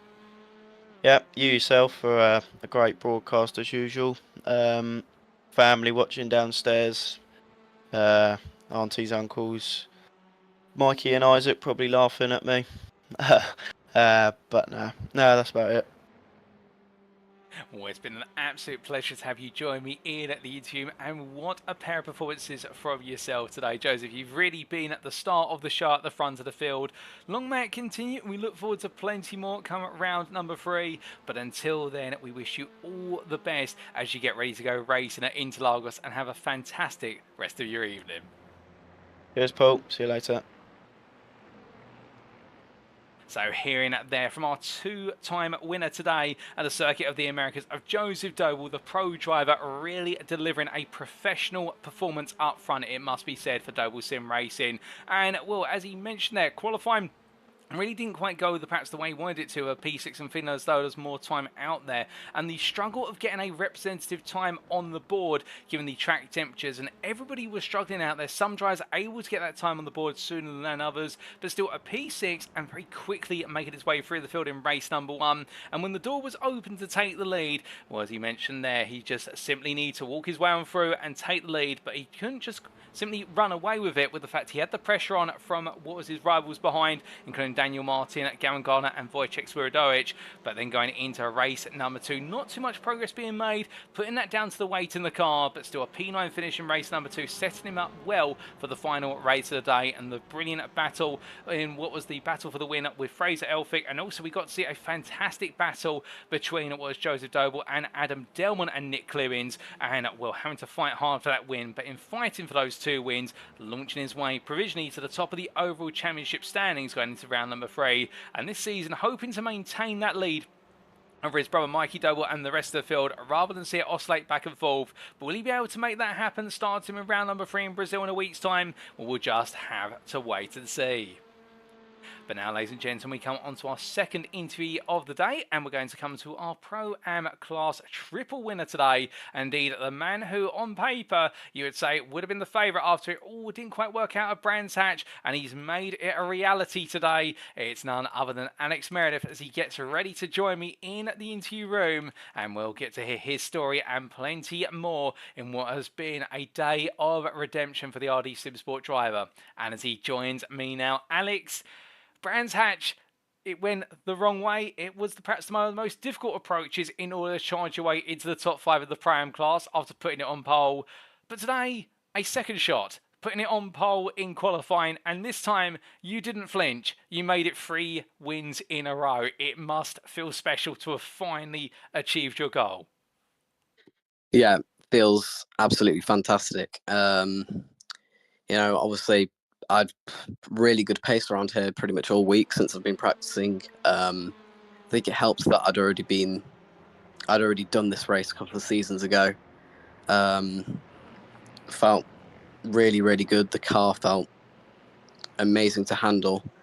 And then everything just sort of fell into place. I managed to get a decent qualifying, which was really important for the races. Otherwise, I would have been a bit compromised. And just managed to get a bit lucky with reverse grids in both races. Oh, indeed. And let's try and break it down a little bit for the viewers at home, starting with qualifying. I mean, we saw throughout the qualifying session absolutely flying pace out of the gate from yourself, constantly inside the top 10, and then in the closing 5 minutes, putting the car at one point P2. In the end, it was worth P3. I mean, that's no mean feat for a Pro-Am driver. There must be something special between yourself, the Elantra you're driving, and also this COTA circuit, because I think many of the pros out there were thinking, where exactly has this youngster come from? Yeah, as I said, the car has just felt absolutely brilliant, and it did in Brands Hatch. As I said last week, I made some changes, and it's just made the car, it feels like a completely different car. It's eliminated all the issues I had with it. And now, because I've got used to it over 2 seasons, I'm basically pinned it down, and yeah, feels fantastic. The lap went really well. I think I was quite lucky not to get some off tracks around the lap, but that's how you have to get the pace around here. You have to go right to the edge of the track and just hope and pray that you haven't gone over. And just on that, with regards to the off-tracks, we heard Joseph only moments ago talk about the fact so many laps were being validated for many a driver due to the off-tracks. Given the fact it's plenty of runoff areas here, given it's a Tilke designed circuit, the COTA circuit, does it come down to muscle memory in terms of knowing where those track limits are? Yeah, very much so. It's sort of like a lucky draw, really, if you're going to get an off-track or not, because it's such tight margins, especially in this type of car, because the pendulum effect is very noticeable, particularly through the high speed or medium speed corners, and also blind corners as well. Like the second to last corner, it sort of goes into a camber, so it understeers you out anyway. So it's extremely difficult to get right. Well, going from the difficulty of getting 1 lap right to getting 12 of them in a row right going racing. In race number 1, we saw you start P3, but as the race went on, we gradually saw pressure building from behind from your rivals such as Gavin Gardner and Joseph Doble. And I have to ask, what was your approach to managing the racing versus the pros, given the next closest Pro-Am driver was a long way down the order? In fact, I do believe the next closest Pro-Am driver was starting down in none other than P10, the former Sam Van Olst. What was your approach to the race? Yeah, it was basically just to try and stay calm, stay safe, because I really didn't want to repeat of last week. I wanted to reignite my championship and just, you know, go back onto a high into the next couple of races. So getting a Pro-Am win would be really, really good for motivation. So obviously, I wasn't going to fight any of the pros who are obviously quicker on pure pace than me too hard, because, as I said, I don't want a repeat of last week, because that's obviously more costly than losing a couple of positions with people that you're not even fighting for points with. Oh, indeed. A smart and sensible approach there. And we'll come back to that approach in race number 3, because I think it'll be intriguing to ask you the same question in your final battle for P8. But in the interluding period, I have to ask, coming across that line for the first time today to take the checker flag and land that win. I mean, it's been a long time coming, but it must have felt special. Yeah, it was sort of like a, oh, finally moment. Yeah, it's been coming for a while. Season 2, I had a couple of opportunities, but I had quite a lot of bad luck in my second season. Sorry, not season 2, my second season. It just all sort of came together. It was close to coming together last week, but fell short. So this week, I was very, very determined to get a Pro-Am win and really lift my confidence. Well, indeed, and finally making that a reality. And then going into race number 2, a top 10 at reverse grid, and that 6th place finishing position, meaning that you started was effectively P5 on the grid. And it looked as though in the second race, once again, more focused on perhaps making sure you stayed ahead of the Pro-Ams, but not too worried about the pros? Yeah, I mean, for race 1 and 2, I already knew that the Pro-Ams were quite a lot further behind me on the grid, purely from just the qualifying. So I knew in the second race the reverse grid wouldn't really affect that, because I think the highest Pro-Am was, I think, 18th in that race. So yeah, it was all about just, once again, keeping calm, keeping clean, and yeah, just very, very felt almost, you know, natural, just very easy race. In terms of, I didn't have to do much proper defense or attack. It was just more consistency. Indeed, and that consistency playing it throughout the second race, and then going into race number 3. A top 16 reverse grid, and once again find yourself this time starting, if my memory serves me correctly, P7 on the grid. And I think you might have decided to dig your heels in a little bit to make sure you finished inside the top 10 on this one. Yeah, for race 3, I mean, my PC was already having a few issues, so I was just praying it wouldn't even crash itself. So this race, I was just going in more, not even focusing on position, more praying that the PC would last. But yeah, I managed to get up into P1 in Pro-Am pretty quickly. Was a bit surprised by that, but you know, I'll take it. I almost got almost had a bit of a moment as well, a couple of times through the chicane with the 70 litres of ballast. And then by the end, I think it was the final lap where I'm not sure who was behind me, but they were very, very close. And I really wanted to get some really good points for the team, because we've all done an absolutely superb job today. Martin and Dan, they've done really well. So I just wanted to, you know, say thanks to them. So I just defended my heart out, and thank God it worked.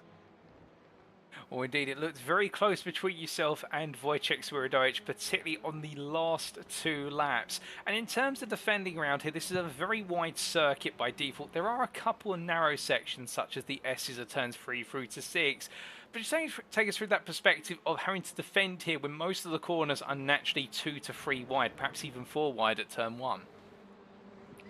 Yeah, so it's pretty much a case of just predicting where the other car is going to try and make a move. Say if you go 2 wide into turn 1, they're going to try a switchback. So you need to cover that inside and maybe be a little bit slower through the mid corner.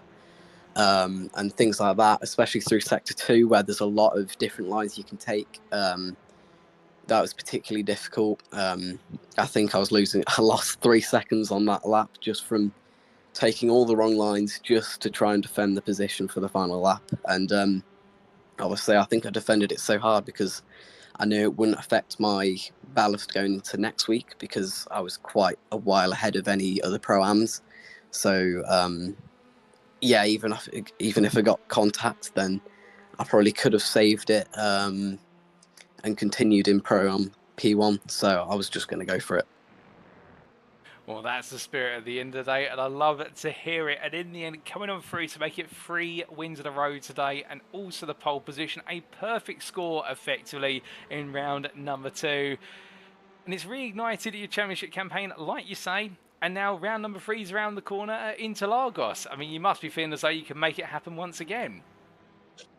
Well, I'm not too sure. I think we can get a good result, but maybe not that good again because I think it really helped that I'd already done that circuit. I'm a person who really likes, repetition and getting as many laps at a circuit as I can. I don't learn quickly. I need more time than others to practice a circuit. But once I have that, then I'm pretty much on pace.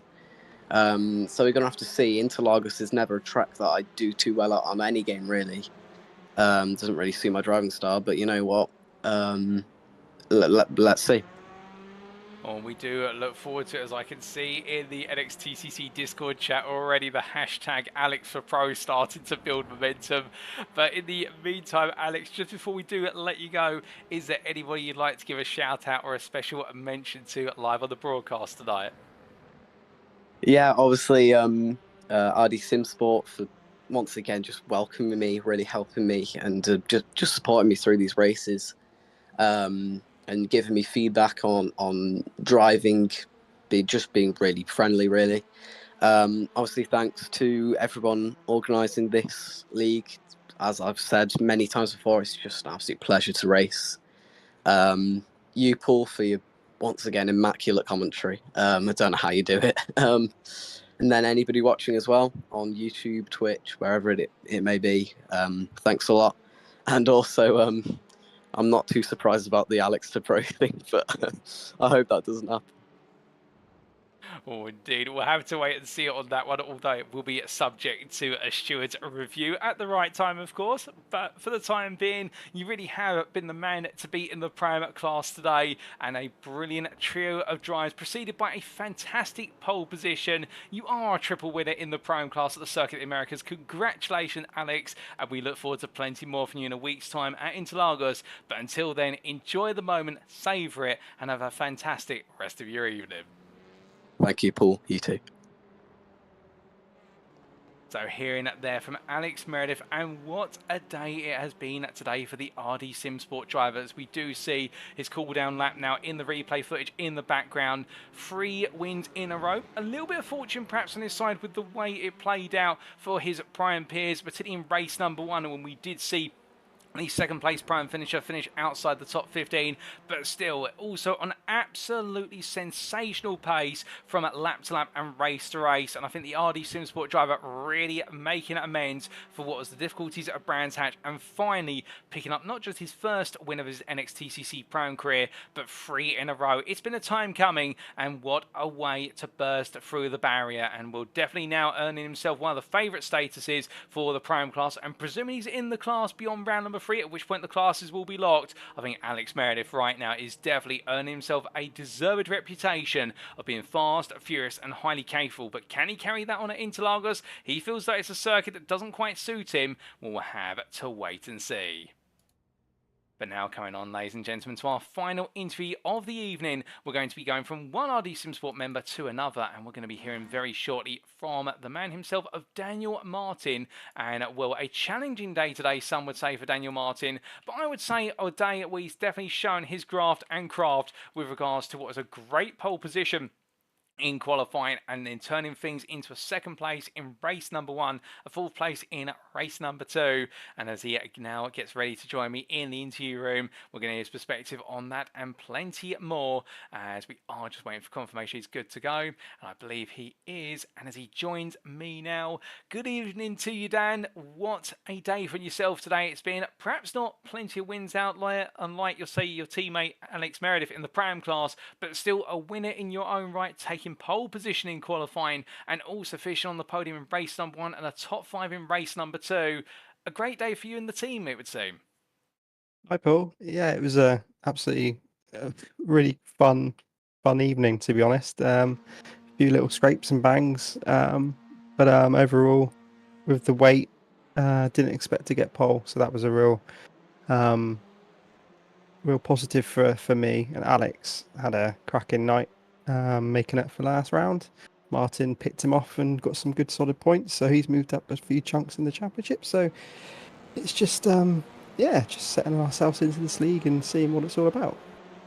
Oh, 100%. And we'll talk a little bit more about the team later on, but focusing on yourself, that pole lap, only 23 thousandths in it versus your rivals, and in particular the chase for pole position being led by Wojciech Swirodowic for the most part. I have to ask, where did you find the time? I mean, we know the Honda is very capable through the corners, but what it lacks is that straight line speed, and there are some rather long straights here at the Circuit of the Americas. Yeah, when I was testing last night, I was really trying to focus on sectors 1 and 2, to be honest. Any sort of low speed corner leading onto a back straight, trying to really widen the entry, get a good exit. I think the quali lap was just about getting some clean air. Didn't have a toe. I find it quite distracting at times. So I knew I had some solid pace considering the weight disadvantage. So just needed to get a clean lap really. And it came together quite well. And I knew Wodge was going to be right up there, a little bit lighter, but he's a different league. I've raced him in many other leagues, and he's always a benchmark for me when I see his name on the list, as well as obviously Mikey and Damon, although he missed that round tonight. So it was a good lap. I was very pleased with that, but I knew it was going to be tricky holding on to that off the line going into turn 1. So yeah, disappointed with how race 1 ended, if I'm honest. Thought I could have got the win there. Just a bit of an unfortunate contact with Wodge, which gave me he gave me a lot of room. I thought I had the move done. I think I hit the Sotters curb slightly, and I think we made contact very late into the corner, but it was just on that rear quarter panel, when you get caught, bit of net code almost sort of thing, you get pinned together, and obviously Joe came through and he was off. Oh, indeed. It was unfortunate because we did see you go for the move, and it was looking to be one of those classic moves where the Honda just has the brakes compared to its rivals. But like you say, going over the sausage curve and the two cars coming together, albeit I think Wojciech won't be too upset about the fact it was fair racing and fun race at the end of the day. But like you say, open the door up to Joseph Doble and to take the win. But still a second place, and in race number 2 coming about and starting from what was P9 on the grid, fighting your way through to P4. Yeah, that was good fun as well. I mean, it's like Mikey said last week. It's one of those races where you want to have good route, you want to have a good point score, but at the same time, you don't want to disadvantage yourself too much for race 3 when it's a higher reverse grid. And I took that on board when he said that last week. Funny enough, so I had that in the back of my mind. But then obviously you get racing, don't you? And I think I was in 6th or 7th at one point, and I was quite happy to sit there. But then our pace was very good with the 90 litres of fuel, and in the end just a few cars came together, I think, a little bit, and just gave me I just had to get by, unfortunately. If that sounds silly, it is, but I had to just keep my own momentum up, because with the weight, if you lose your momentum in these cars, it just kills you, absolutely kills you. So yeah, it was a good race actually. I think, yeah, like I said, finishing 4th, some good points, and but then I knew again race 3 was going to be tricky. And brings us on to nicely the final race of the day, and a top 16 reverse grid, which would see you start P13. It looked as though it was a good start on the open lap, but come lap number 2, a bit of a coming together into turn at number 11, and that turned everything on its head. Yeah, I've messaged, I think it was Duncan Moraes. I messaged him privately afterwards to apologise. I saw him go wide through the S's first sector, end of first sector, and I saw he had a slowdown. And I thought he was letting the guys down the inside go. So I just braked where I thought was safe, and then realised that he was turning in. And at that point I was like, oh no. So I hold my hands up to that one. I've apologised to him. So I hope he was able to continue. I think he was, but no, that wasn't great. A bit of a mind blank for myself there, especially given there was cars on the inside of me as well. So lessons learnt on that one, let's say, from my side. But unfortunately, that did set me back quite a bit. I think I was down to 21st, I think maybe. Lost a few positions, but was able to come back through relatively okay. But obviously, at that point, I was thinking about the fastest lap, trying to get the fastest lap points as well. I think I missed that by maybe half a tenth in the end, a couple of hundredths to Joe. Again, with a bit of clear air. But Joe he did so well tonight. I jumped into chat afterwards just to say well done. He was really on it, clean racing. It was really good. So hats off to Joe. Well, indeed, a strong performance from him, but it can't be taken away from yourself. The strong performances definitely shine from yourself and the wider RD Simsport team in this round. And coming on to the wider team, of course, we've had a great set of performances coming from both yourself and also Alex Meredith in the Pro-Am class, and also to look at Martin Shirley as well, a regular top 10 finisher today and constantly pushing it for the top 5s as well. Yeah, hats off to Martin. He's got COVID, so he really wasn't very well leading into this, and he was actually due to miss this with work, but obviously where he's had COVID, I think he was like, okay, I might as well jump on in the end. So I think he didn't get much practice in, but his pace was getting quicker and quicker throughout the night, and he kept it clean and managed to bring in some good points for him. So that was a really good effort really from him, given his illness. So hats off to Martin. Alex, yeah, what can we say? He's got some cracking pace, and yeah, he's doing really well. Fortunate Brands Hatch, but he's settled in quite nicely with myself and Martin and with Rob, team manager, trying to get Alex on board for this season. So hopefully it will continue, and he will either just use his head, learn how to bring home the points, and close the gap to that Pro-Am title, as well as helping the teams with the teams champs. So we're in a good space at the moment. I think it's just about just getting through the first couple of rounds, seeing where we are halfway through the season, and go from there, because 55 cars entry, anything can happen. Oh, indeed. And the story continues in a week's time in Brazil at the Interlagos circuit. Yeah. We heard Alex talk about it earlier, but how are you feeling for the circuit? I really like Interlagos. I think the middle sector will suit the Honda with the rotation of the chassis. Not looking forward to carrying the weight up that hill into turn 1 from the bottom. But we shall see how we get on. But it's always a good track for racing. You can run it too wide, a bit like here, really. So we'll see how we get on. It's an interesting circuit, so hopefully we'll get everyone on board again, get a good old 55 grid going, and see how we get on. Indeed, we look forward to that, and yourself and the RD Simsport team being a major part of the grid next week. But just before we do let you go, Dan, is there anybody you'd like to give a shout out or a special mention to live on the broadcast tonight? Just everyone back at RD. Again, thanks to you guys, to you, Paul, for doing the good stream. It's really good to watch back, and I don't know how you manage everything on your own. You are marvel, and obviously the admins at NXTGEN. There's a lot of drivers to keep hold of and work out all the points and stuff. So that's not an easy job. I've been on that side of things, so I know how stressful it can be at times. Well, thank you for the kind words, and likewise, Dan, we appreciate you joining me in the interview room tonight for a post-round interview. It's been a pleasure to hear from you and your perspective on the racing thus far this season and at the Circuit of the Americas. Well done once again on a fantastic evening, particularly that staggering pole position in qualifying with the success balance in the Honda. We look forward to plenty more from yourself at Interlagos in round number 3, but until that, have a great rest of your evening. Thanks, Paul. So hearing that there from our final interview of the day, Daniel Martin, the pro class driver from RD Simsport, and what a day it's been today. And to be fair, he admitted himself there, some mixed fortunes thrown in.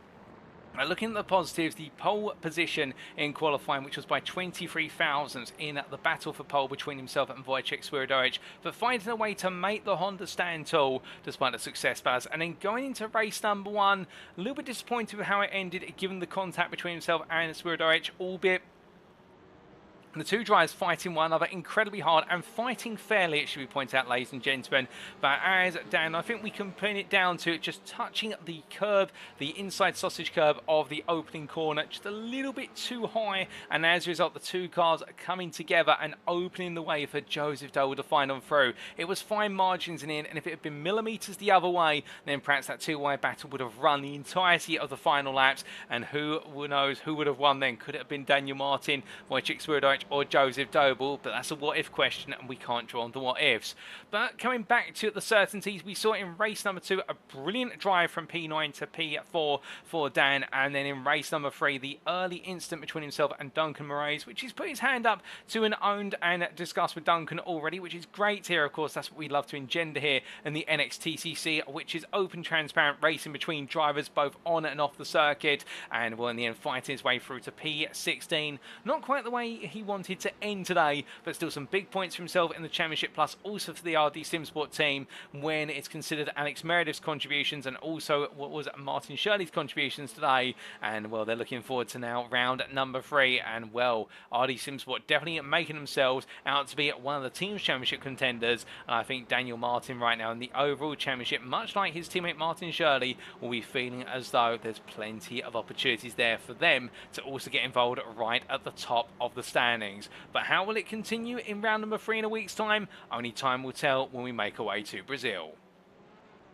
So with that, ladies and gentlemen, that concludes our interviews for today. You've heard firstly from Joseph Doble from Doble Sim Racing in the Pro class, our double winner in races 1 and 3. You then heard from our triple Pro-Am class race winner for today, and also pole sitter of RD Simsport's Alex Meredith. And then we've just heard from RD Simsport's Pro class driver Daniel Martin, our pole sitter, and also second place finisher in race 1 and top 5 finisher in race number 2. Congratulations to all 3 of them on their brilliant performances at the Circuit of the Americas, and thank you to them all for joining me in the interview room. But with that, ladies and gentlemen, it's now time for us to give you an update on the provisional top 15 championship standings for both the overall Drivers' Championship and the Pro-Am Drivers' Championship. And we start off with the overall championship.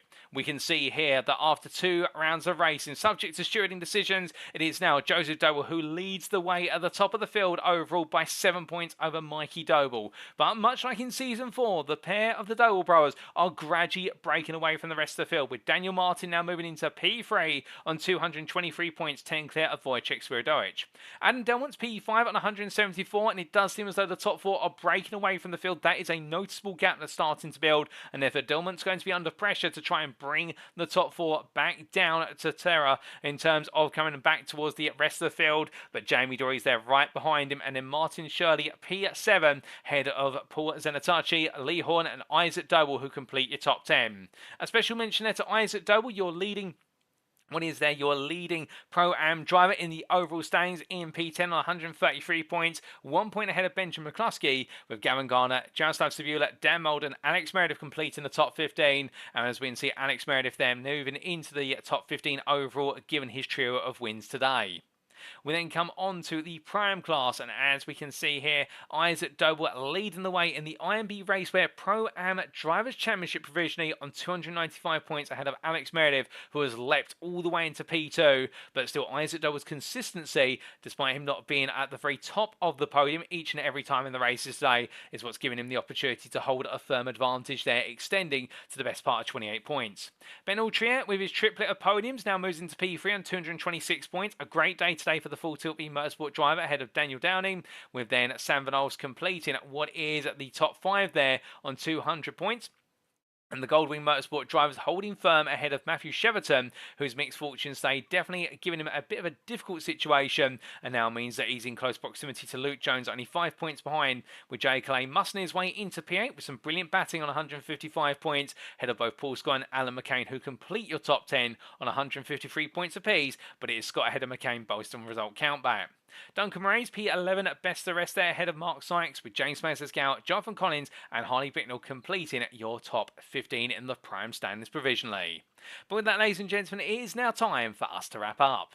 Thank you very much for watching, and if you have enjoyed today's show and perhaps you're sat there right now wanting to be on the grid in a future Next Gen Racing series, or perhaps you just want to know a little bit more about us at the Next Gen Racing community, or everything in between, then the best thing to do is go to our official website. That's nextgenracing.co.uk, and as our website appears on screen right now, it is the home of clean and fair sim racing for all. And as we do get ready to celebrate our 17th birthday here at Next Gen Racing, we've been running leagues now for almost 17 years, and whilst our focus has shifted to the PC platform, particularly iRacing, we're always happy to continue running leagues on a weekly basis and more, and we've got plenty to come as we go from strength to strength for the remainder of 2023 and go into 2024, and we would love to have you as part of our journey here at Next Gen Racing. But if you don't want to necessarily go to our website to find out all about our leagues and how to join our official Discord, you can of course follow us on social media, and the best place to go to would be our official Facebook group. That's at facebook.com/groups/Next Gen Racing, where you can find out a little bit more about the admins and staff members who make up Next Gen Racing, including what we do on the real circuit when we're not racing on the simulator. We're good at a number of our admins and staff members being trackside marshals and also racing at drivers. We'd also like to take this moment to say a big thank you to our sponsors, who do include PowerMaxed, also at Next Level Racing, Mark Sykes Designs, Joyce Design, Sam Cases, Douglas Motorsport, Benji Sim Photos, and last but not least, our title sponsor for this season of the NXTCC, IMB Racewear. And well, for those who are curious as to who IMB Racewear are, well, we could say they are the sim racing and real life racing wear provider that prides itself on individuality with their fully custom designs, enabling you to make an impact that you've always wanted to make on track, as the racewear is designed for you by you. And do head to their website, that's imbracewear.com, to find out more about IMB Racewear's fully customizable product range, which brings benefits you cannot get from off-the-shelf products. But now, ladies and gentlemen, attentions will turn to round number 3, and set the clock on Tuesday the 21st November 2023. We're back for more racing, and with it, of course, to run into the end of the first third of the season, and it will be at the Interlagos circuit in Brazil, or known for as the Autodromo Jose Carlos Pache, and well, a circuit known for creating championship drama when it's at the end of the season, but it could create some early championship drama in our overall and also our Pro-Am Drivers' Championships, plus also our Teams Championship. Well, only time will tell. Be there on Tuesday the 21st of November to see how the journey continues, and until then, we have been Next Gen Racing. I've been your host and commentator, Paul TX141 Walsh, also known as Britain Spit, depending on what media follow me on. And until next time, remember to stay well, stay smiling, stay safe, but most importantly, remember to stay on track. Good night.